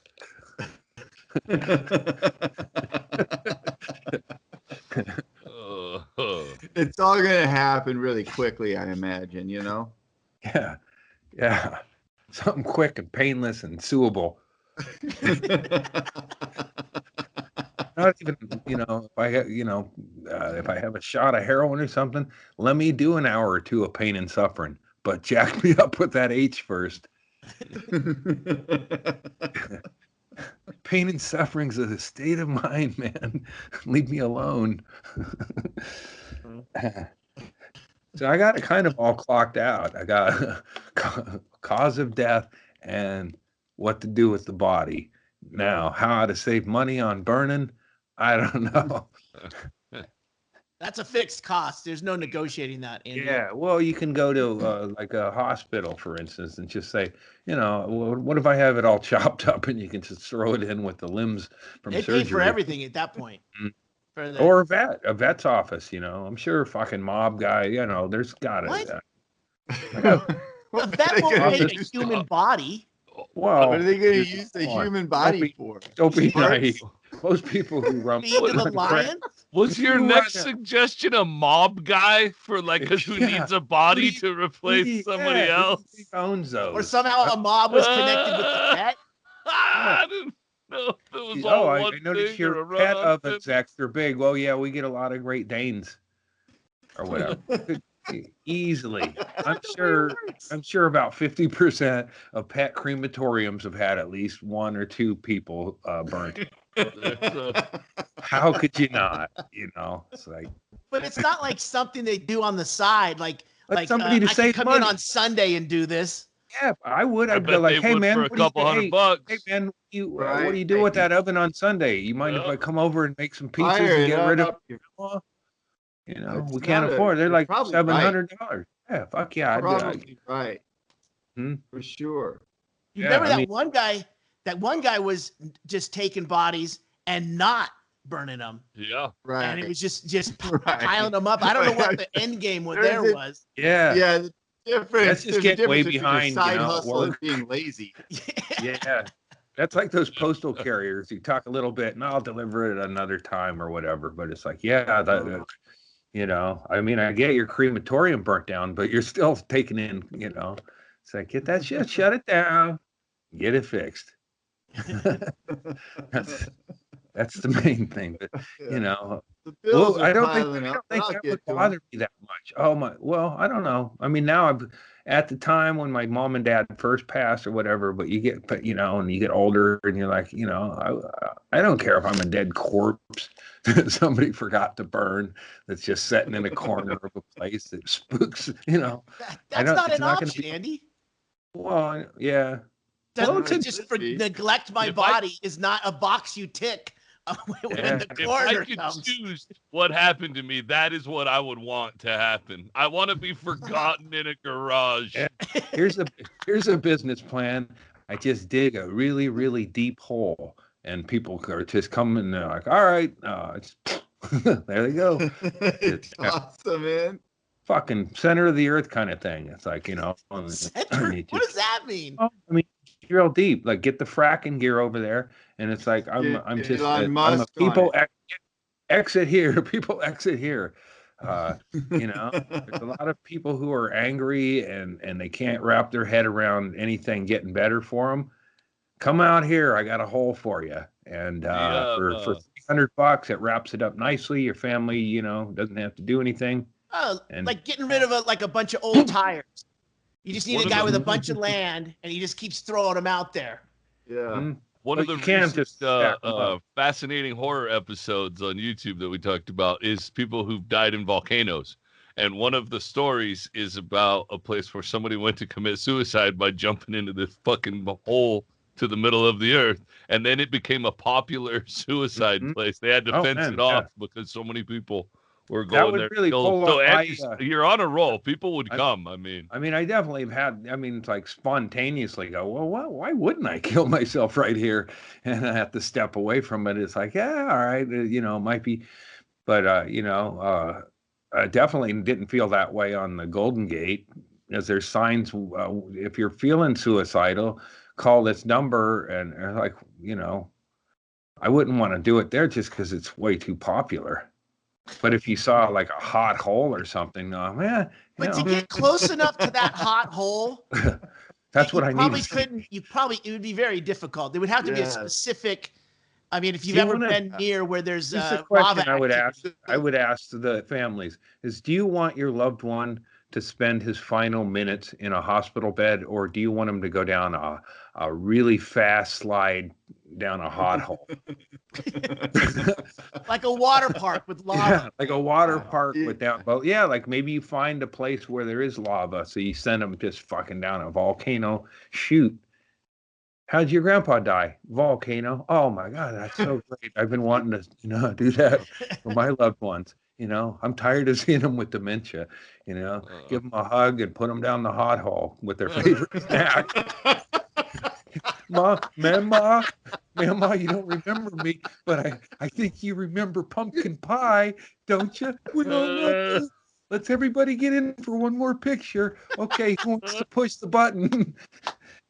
Bye, Mama. You get a chance to say farewell, and you know it's final, and you don't have to see their shrinking final minutes. You could even get a picture right before they hit the lava.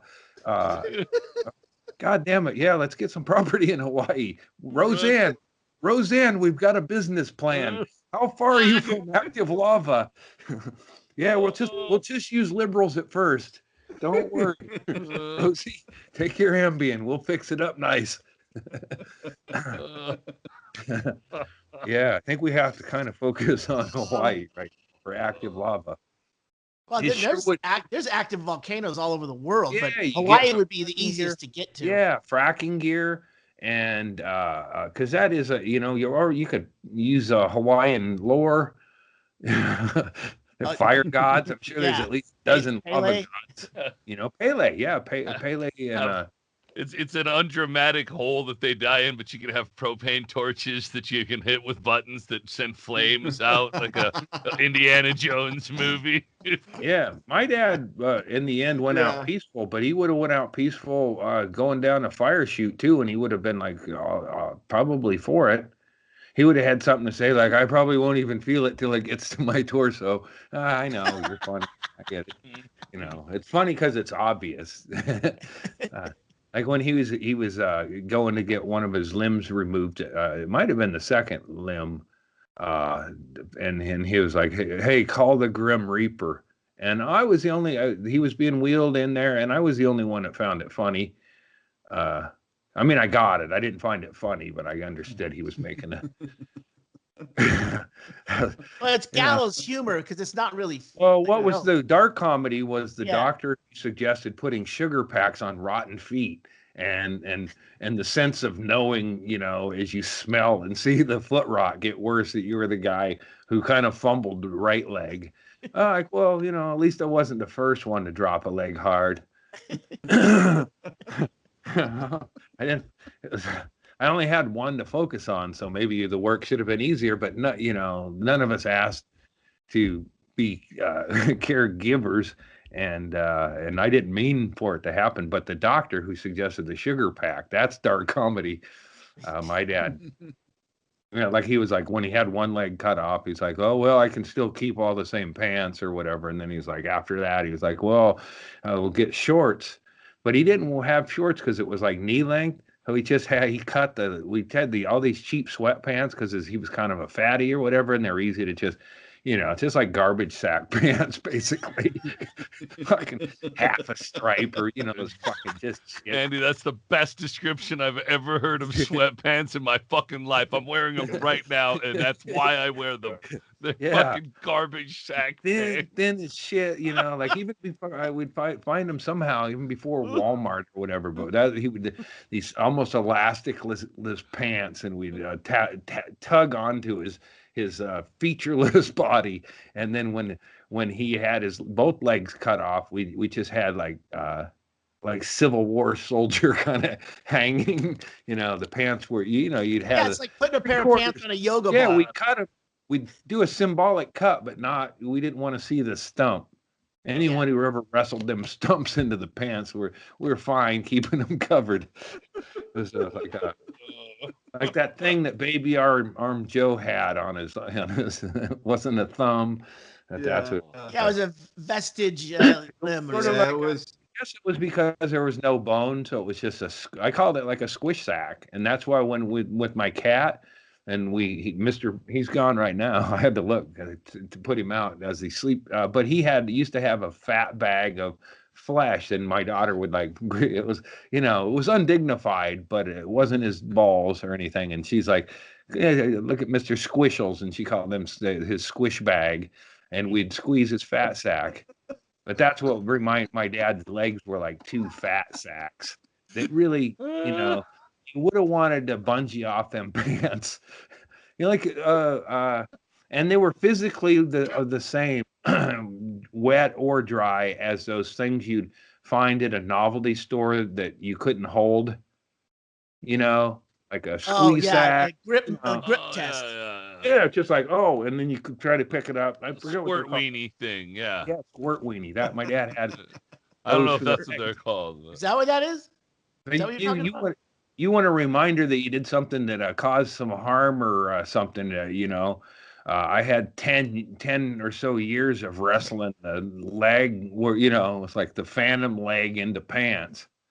Like, all right, here we go. It's like that's, I guess though, growing up and having big gym dolls. And then, when I first started playing with dolls, my dad was walking, but I got good at putting on boots and pants on miniatures.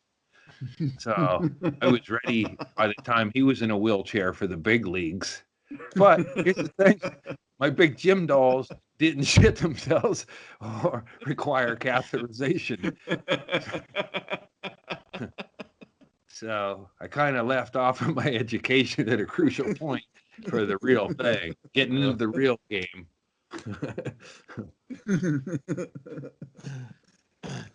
Oh, damn it.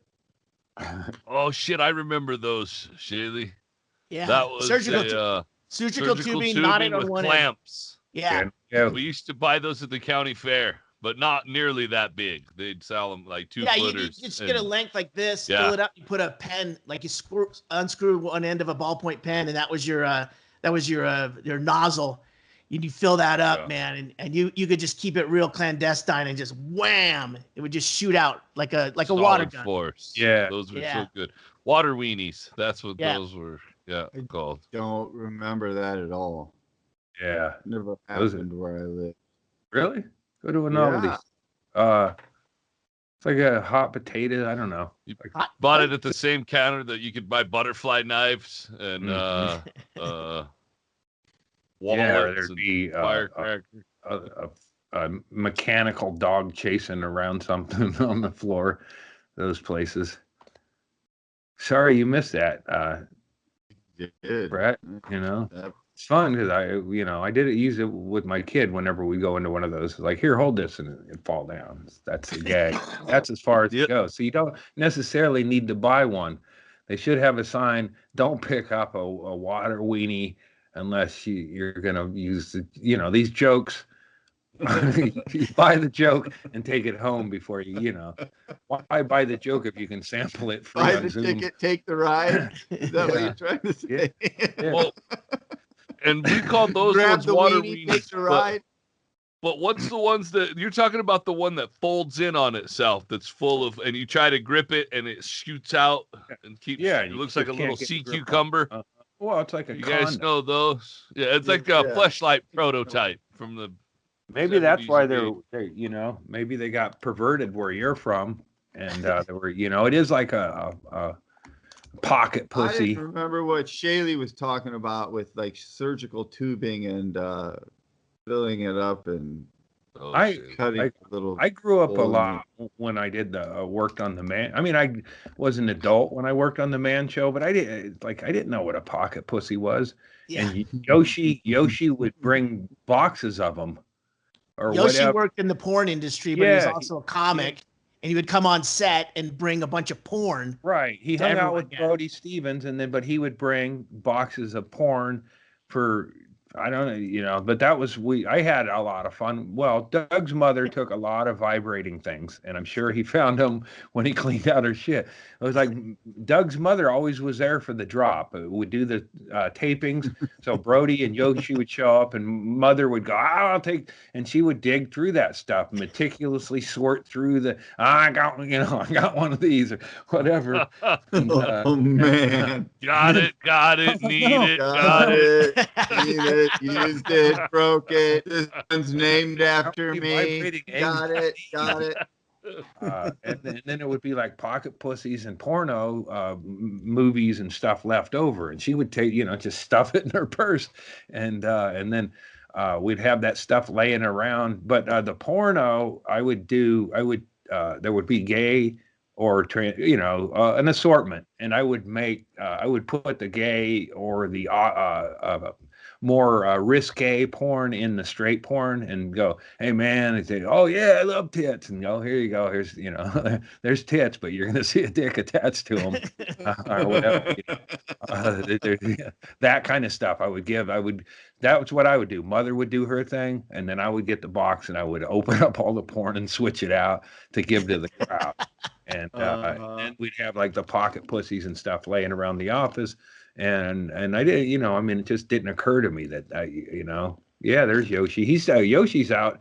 I learned this about Yoshi is he goes around and does drug testing, like for all kinds of shit. Yoshi's probably had every test drug pumped into him. Goes to hospital. Oh, he's someone that they test stuff on. He's a subject. Yeah, he's like the city of Peoria. Mm-hmm. Yeah, and I remember him in Seattle as a young in the comedy contest and a green comic, and he had a joke about the reason Asian people drive really slow is I don't know why I'm squinting when I'm talking about Yoshi. Life's worse in here. Don't worry, it's the Patreon. We know why. Oh man, is Asian people drive slow. That's so we can look at the buildings we're about to buy. And he had he had funny jokes and stuff. Clever. But then next time I see him, he's in L.A. hanging out with questionable characters and with a box of porn and vibrating things. And then we had Vanity, the tall, handsome, beautiful transvestite lady. That's the wrong term. Anyway, that's how we talked back then. And but I remember talking to Vanity in her dressing room after the show, and then Yoshi comes in and is hanging out, and we're just two dudes talking to Vanity about show business.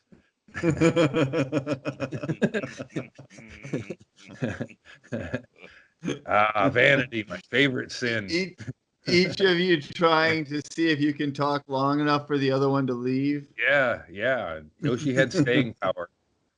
He was in the industry. It's like one of those contests where you have to put your hand on a Buick, and whoever's touching it last is the one who wins it. Because I loved how that went down, and she was cool to talk to and everything. And but I was so happy. Oh, so what happened when Vanity was on the Man Show? She was in this skit, and she revealed her breast, which drove the crowd to their feet, excitement. And then seconds later, she pulled out her large clit. Her water weenie.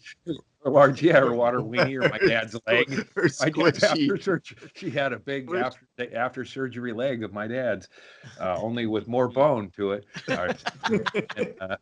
And that sickened him and made him mad. And then if that wasn't insult to injury, they went home with what they thought was straight porn that was going to be more of the same, because Yoshi came heavy loaded with a lot of that for that particular episode. But I was unironically talking. Well, I mean, I didn't get I didn't understand how sleazy it was to go, I could bet we could probably use you again on some stuff. Because I was legitimately thinking, oh, fuck, yeah, with that reaction and shit, it's like we used a midget a dozen times. Can't we use a beautiful woman with a beautiful penis several times? I say we do this every week. Yeah, it's a show. Trick straight or trick whatever. Yeah. See, I mean, wouldn't that make you? Uh-huh. Yeah.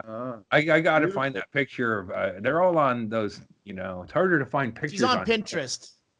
Yeah, but there's a picture of me in a Man Show lab coat with my arm around that beautiful Amazonian woman. It's like when I was around women football players. It's like, I don't know. Maybe I have this thing where I'd like a tough girl to just beat the shit out of me for everything I've done. You've allowed men to do it. So to find a woman who will do it was just like, that's the sweet spot. That's the pocket, Yeah, I got sexualized wrong. Now, and now I want to be beaten up by a woman to help correct it. And unfortunately, I get women who can't beat me, let alone don't even want to. But also, though, in your defense, Andy, I think that's natural. I think we all want to be beaten up by a woman, at least some. You know what I mean? I was little just bit. about to, I was going to chime in if nobody else did and be like, wait, I don't think that has anything to do with it because, yeah, I mean, that's what I saw from Vanity's that's video. a thing. Yeah, Vanity's, I'm going to say this wrong, but from, if you just looked at what was going on and you put your hand up to part of the video, you would think that woman's getting pounded by a dude. But when you go, okay, well, no, that's ignorant of me. That's why I'm glad I didn't keep her on the casting couch for long. She could probably legit get you parts. I'm having enough trouble with the censors getting beer to the homeless. Not going to get routine. That was around the time when they sent a guy in to tell us that our version of the Man Show had too many gay pranks or whatever, and we're like, really? Come on, we wanted to go gayer at the time. But it was funny. They sent a dude over, and we gotten word about a guy was coming over to tell us that. I don't know how we got tipped off to that. Maybe Giannis, the head writer, or somebody told us, and it was like Posehn and I think Doug came. Yeah, Doug was sitting down at the table that Fitzsimmons day. was there, wasn't he? Fitzsimmons and Frank Sebastiano, who directed Beer League, something like that.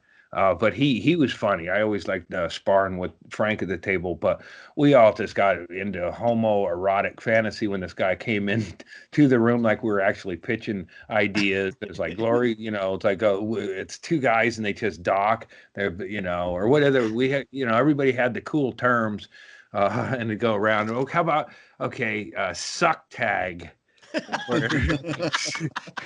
Just whatever it was, and that guy just sat there for about 15 minutes of that, post saying, "Oh, how about this? We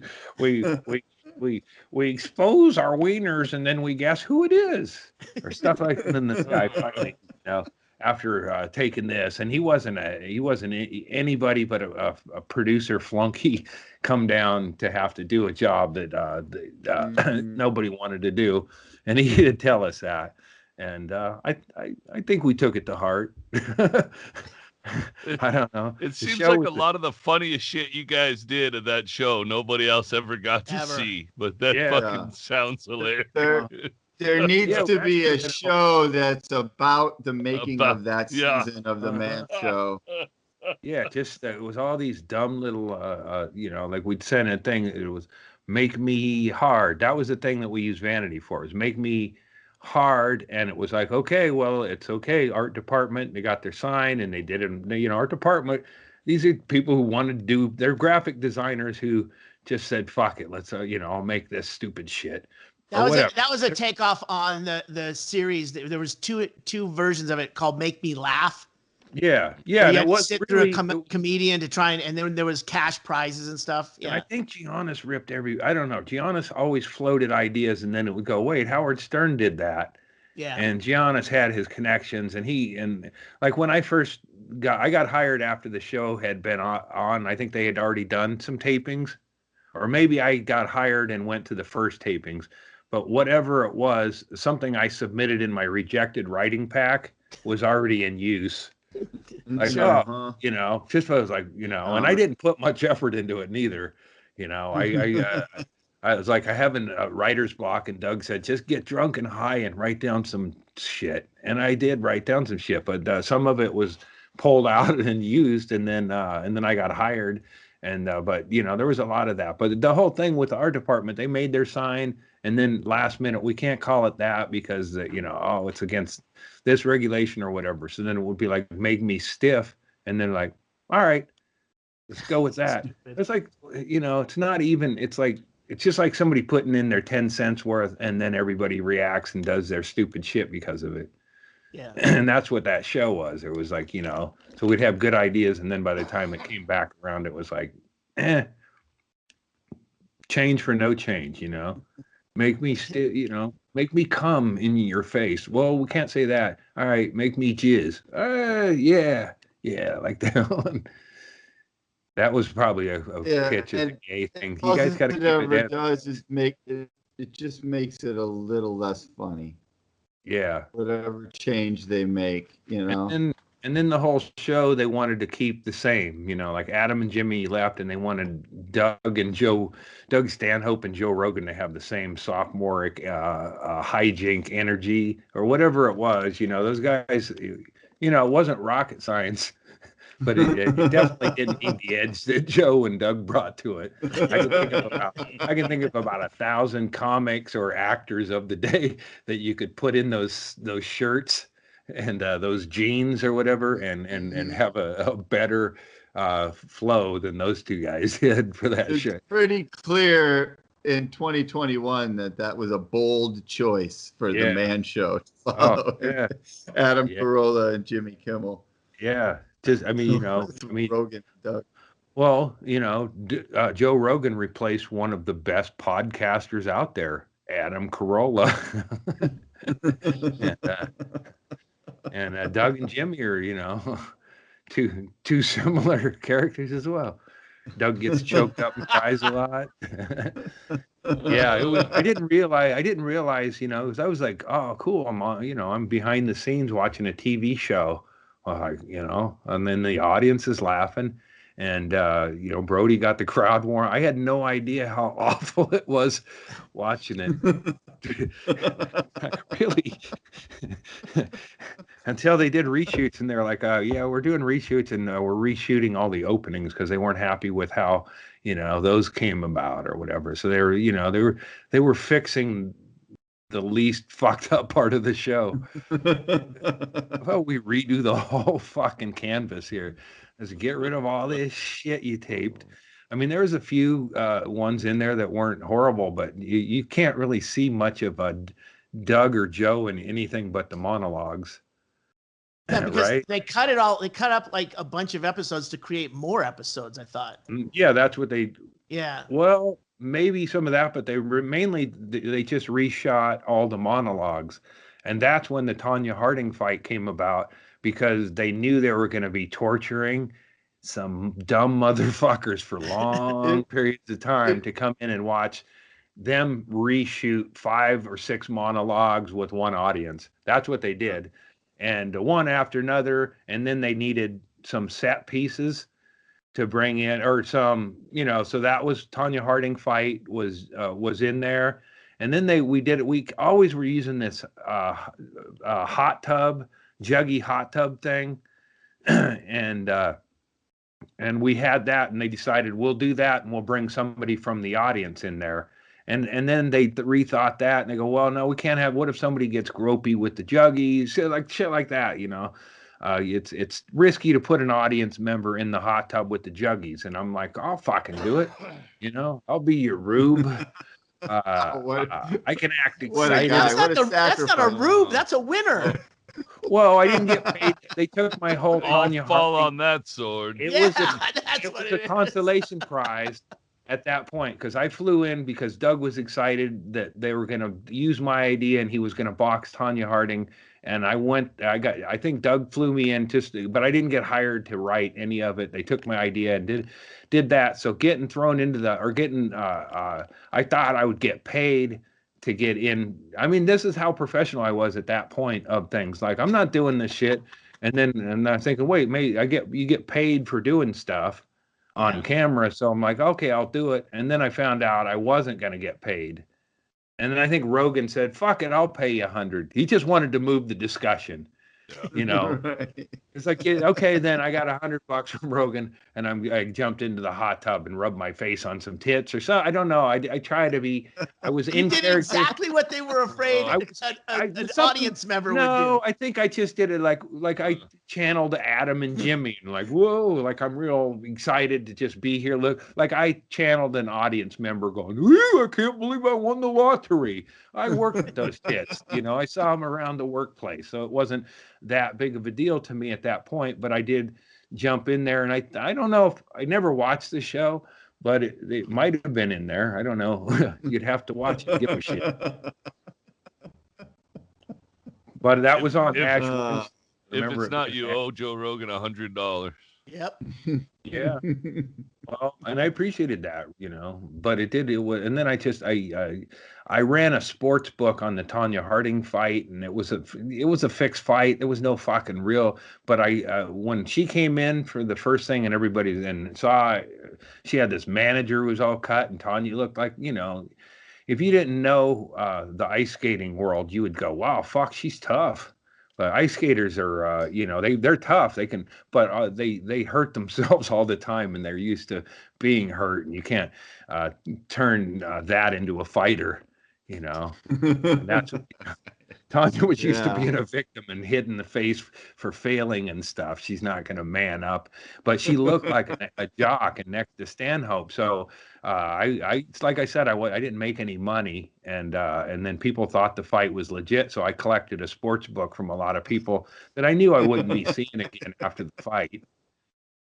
We cut out after the fight. We went, put a couple of stakes on Stanhope's eyes, and went out to. It's when we went out to the beach for a few days, and I picked up that homeless lady who said she was God, or her dog was God. So it was a weird sequence of events, the Tanya Harding fight. I took a bunch of money off of and a lot of those guys would, if I go back, I can't go back there. So this guy will be like some guy I've forgotten about. Will be like, hey, remember me, set designer from the Man Show? You gave me 4-1 odds. Yeah, cut out. If I hear, hey, A-Train, I'm taking off. Like A-Train ran, but I mean the fight was a fix. So you shouldn't turn on me for it. Turn on Hollywood for making it garbage. Wait a minute. But you knew it was a fix, and you took money from people betting on it. I'd hoped it would be more of a fight, but then word started kind of like, well, Tanya doesn't even want to mix it up at all, or I envisioned the whole thing, and I get it now. Times are different, but I didn't like Tanya from a run-in I had with her at a comedy club, and I had read about her boxing, and me and Doug drunk in his office, and like, hey, Doug, would you fight Tanya Harding if you could? And he goes, fuck yeah, or well, and then we got a punching bag, and we talked about it and pitched it, and they're like, yeah, that's, but having it really happen, it was fun because Doug enjoyed the goofiness of it, but I thought it would be a real thing. And then Doug was going to take this is how I envisioned it. Doug takes a beating for 2.5 rounds. Like she's hitting him in the back of the head like she did Paula Jones, all that shit. Like taking a beating like a fucking man should. Real men take beatings. You can fight back. That's one way to go about it, but you'll never be tougher than to take a beating. And that's what I wanted Doug to take a beating. And then, look at her. I mean, that's Clubber Lang until you get to know her and she's hitting off of her fucking inhaler in the thing, scared to actually get punched in the face. Afraid of her mother, afraid of the ice rink, afraid of her handler. And then she also had kind of a group of Jesus freaks around her where it was like a weird fucking deal. But I wanted her to punch Doug, and because Doug, you could just see Doug running around the ring, giggling while taking punches, and that's what I envisioned it. And then, that's her, and look at that, those shoulders. That's what everybody looked at her shoulders, and then I was like, "Fuck, like let's Amy run a Schumer, man." And I saw. I love that Andy's like putting his. That is Amy the idea Schumer. for Andy. Hold on, you're right. Yeah. I know she wasn't a lesbian, and I've used this. It was ugly language. Also looks like someone poorly drew John Reed. Yeah, and I regret it. Just like Jay Leno feels bad for all his Asian jokes that he put out there over the years. He feels bad about it. He's not going to give up the car he earned while writing those jokes or delivering those jokes. But I said at the time, raging bull dyke. But I knew she wasn't a lesbian or anything. But you look, it's like raging bull and those shoulders. You assume Doug's going to get his ass kicked. And it was, it would have been a fair fight if you'd have let him go. Doug would have called, been some name calling. Doug would have gotten, and then she would have thrown a cup in the back of his head or something. And Doug would try to restrain her, not hit her. And, as I recall, Andy, didn't she hold up production between round 1 and round 2 because she did get a glancing blow? and Doug's wife Renee at the time had to talk her back into Yeah. going. Yeah, and she'd she'd had like a panic attack and Yeah. was hitting her inhaler, and it was like it was a mess. Like what? And this was supposedly just a joke of her boxing career, but that was her whole boxing career. One time I was on the road with Doug somewhere, and Tanya Harding was scheduled for a fight in town, and we called her. Doug had her number for a short bit, and Doug called her, and we talked to her, and then an hour or so, the next day, in the timeline or whatever, she got a death threat in her hotel. I think she just maybe saw who she was going to be fighting. Like she was going to be fighting somebody who would have kicked the shit out of her, and this was probably her first legit fight after Doug, or it's like people. Whoa. She made Doug's was an exhibition, and the fix was in. This has nothing to do with actual boxing, even on a celebrity level. But that's where she was. She'd had a couple. She was training or had a fight or two, and then Doug was like, "That's how we got her," because she was into a boxing career, and then she started getting more legit fights, and she didn't want any part of it. That wasn't her thing. She didn't like getting hit in the face. She didn't like it when her mother hit her with her skate guards when she'd fall on jumps either, but that motivated her, and that got her to be one of the greatest athletes in the world.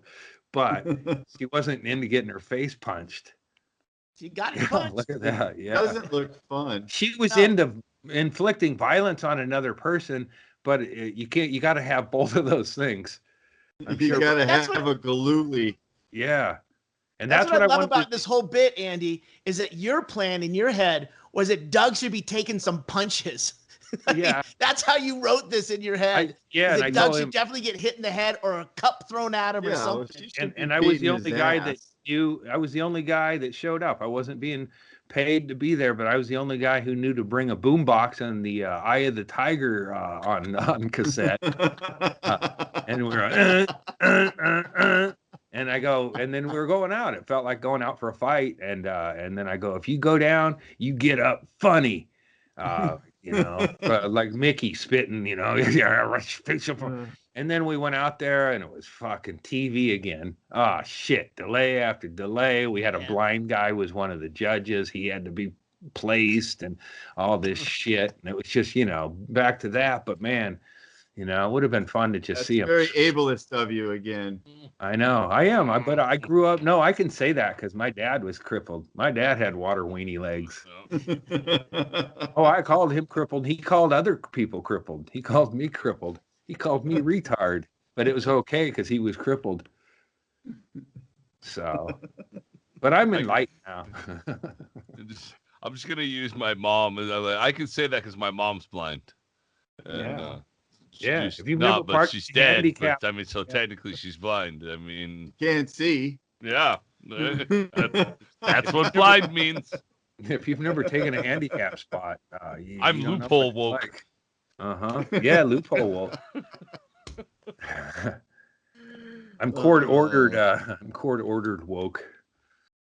But look at that glass jaw. Tanya's right there. And you can go back to some of her shot. That's the same look she gave at the Olympics when she purposely untied her skating lace. So I've laced I've seen my daughter lace. Skating laces don't come unlaced during competitions unless that skater's a head case and wants to be. And that's the same. Help me out here. That's where bitch, get back out there, fucking tape it up. Eric, I could have made her a champion. Sure you include in your documentary about behind the scenes of this how Andy just was long conning to get Stanhope to beat up the skater that he hated secretly for a long time. Well, I hated myself. I hated myself more than Tanya Harding. But while working at Harvey's Comedy Club, I got into she was mad at me after my show, like welcome to the audience, like a regular audience member. Yeah, exactly. And I was sitting next to her at the bar, and I apologized for what I did that upset her. And I said, could I get a picture with you? And then she said, no. And which now I realized fine, that's perfectly okay. I'll stand over here, do a selfie, or what, and I don't even give a shit about pictures With her at in the all. background? Yeah, or whatever. There's other ways to do it, but I didn't give a shit. Like, all right, but I just thought she was snotty. And then her dude at the time was that he goes, hey, I'll do, like he was fucking friendly, and I could tell he was gonna get his ass kicked later. But she just kept on it, Then when he talking to him, like it's like, all right, I guess, fucking, I'm not funny, Tanya, great, or it's like she was she was hitting me with You those fucking. must have said something about her Well, directly. I was a fragile egg, and she was, she was famous, and she shit on me, and I did kind of want the picture. I was that big of a fucking cunt in those days that I did want the picture, and it took hiring her, other people's money, producers' money, fly her in with her fucking This group. whole thing was because That she was was it. Just get the take a picture. I knew it. I got the picture. Doug getting punched in the head. I got several pictures. I got a picture of her with the juggies. You I got got a her picture on TV because she wouldn't take a picture with you. This might be the catharsis of the whole documentary. Well, but here's the thing, though. Through all that, and then she was insecure. It's like, all right, I when I met her, I was like, at Harvey's, so that tells you how low in the fucking life's, comedy I was. I was working at Harvey's and trying to protect my position at Harvey's. And Tanya Harding came in as a famous person, and I was told to not acknowledge her or whatever. Like, all right, well, don't tell me anything like that, because I can't, I mean, and I didn't, I was talking about white trash family shit, and I mentioned her once. Eric's called that one. No, you called Tanya Harding white trash. I tried to bring her into my get a picture with her after. Sorry about that. Right. And I got she said that picture. No, so we went on a campaign to get a job in Hollywood and to get her on TV. Yeah. And beat up his friend. And then get her beat up. And after she beat him up, and the rigged decision or whatever, and then I had to lay low, but I did stick around. Here was what they did after the fight. All the producers and a bunch of people I didn't know, everybody crowded into the rink for these pictures. Joe, everybody, and I wasn't invited to be in the rink. They're like, okay, the rink or whatever, not the rink. But, that's what Tanya had, there's rink and ring. And Tanya was the king of neither because she wouldn't fucking listen. But yeah, so I wasn't in the pictures or invited to be in the pictures. So then I got up and like Johnny cashed them or flipped, I got up over the top and stood on the rope like a wrestler just to ruin the pictures or whatever. And I ended up taking the ring 3 card that the producers had all, like I grabbed one and they go, no, those are for the producers. And I go, well, I'm getting it signed for them. I'm like, fuck him. I got it signed for me. So I got round 3 with Tanya, Joe, and I think Rogan wrote Fight of the Century. And Tanya Harding has very neat handwriting for somebody so ignorant. And she's ignorant in a sweet, uneducated way. She was fucking didn't have an education. That's all. She's probably smart. She's got street savvy, and she was sweet when I got to see how insecure she was about the whole thing. And then when I did get, like, here, let's get that picture now, bitch. And I was talking to her, and my daughter had Remember me, Tanya? Yeah, my daughter had started ice skating at that time. And so I talked to her about that, and she really is like, oh, be careful. She gave me kind of like, watch out for and she had a spiel. And then when my daughter became a ice skating head case, we're like, hey, we should, we'd met Dodie, who was one of Tanya's coaches. And my daughter's like, had broke her ankle. It went from being, like a hot shot to breaking her ankle to being a head case. And like, okay, let's get her up there to Tanya's coach. And so I got to know Dodie, who was Tanya's coach, and hear all these stories about her. And I really like her. I mean, she just had fucking assholes controlling dudes around her. But man, she was fucking, they were, always yelling and throwing shit at each other. And she's if that was that would be what she could have done in a fight, throw objects. Right. Taken, could have been more of a wrestling style. That's what I wanted to do with her training footage in the thing. Is I was going to have her throwing hubcaps at a thing like Clubber Lang, throwing him against a trailer and grunting, and then some dude running out of it going, "I give up," make it, throw in the domestic abuse fun. It's funnier when a dude gets beaten up by a woman, and that's what made some of hers fun, because they were the ones calling 911. Get this bitch off of me. But she was really good at.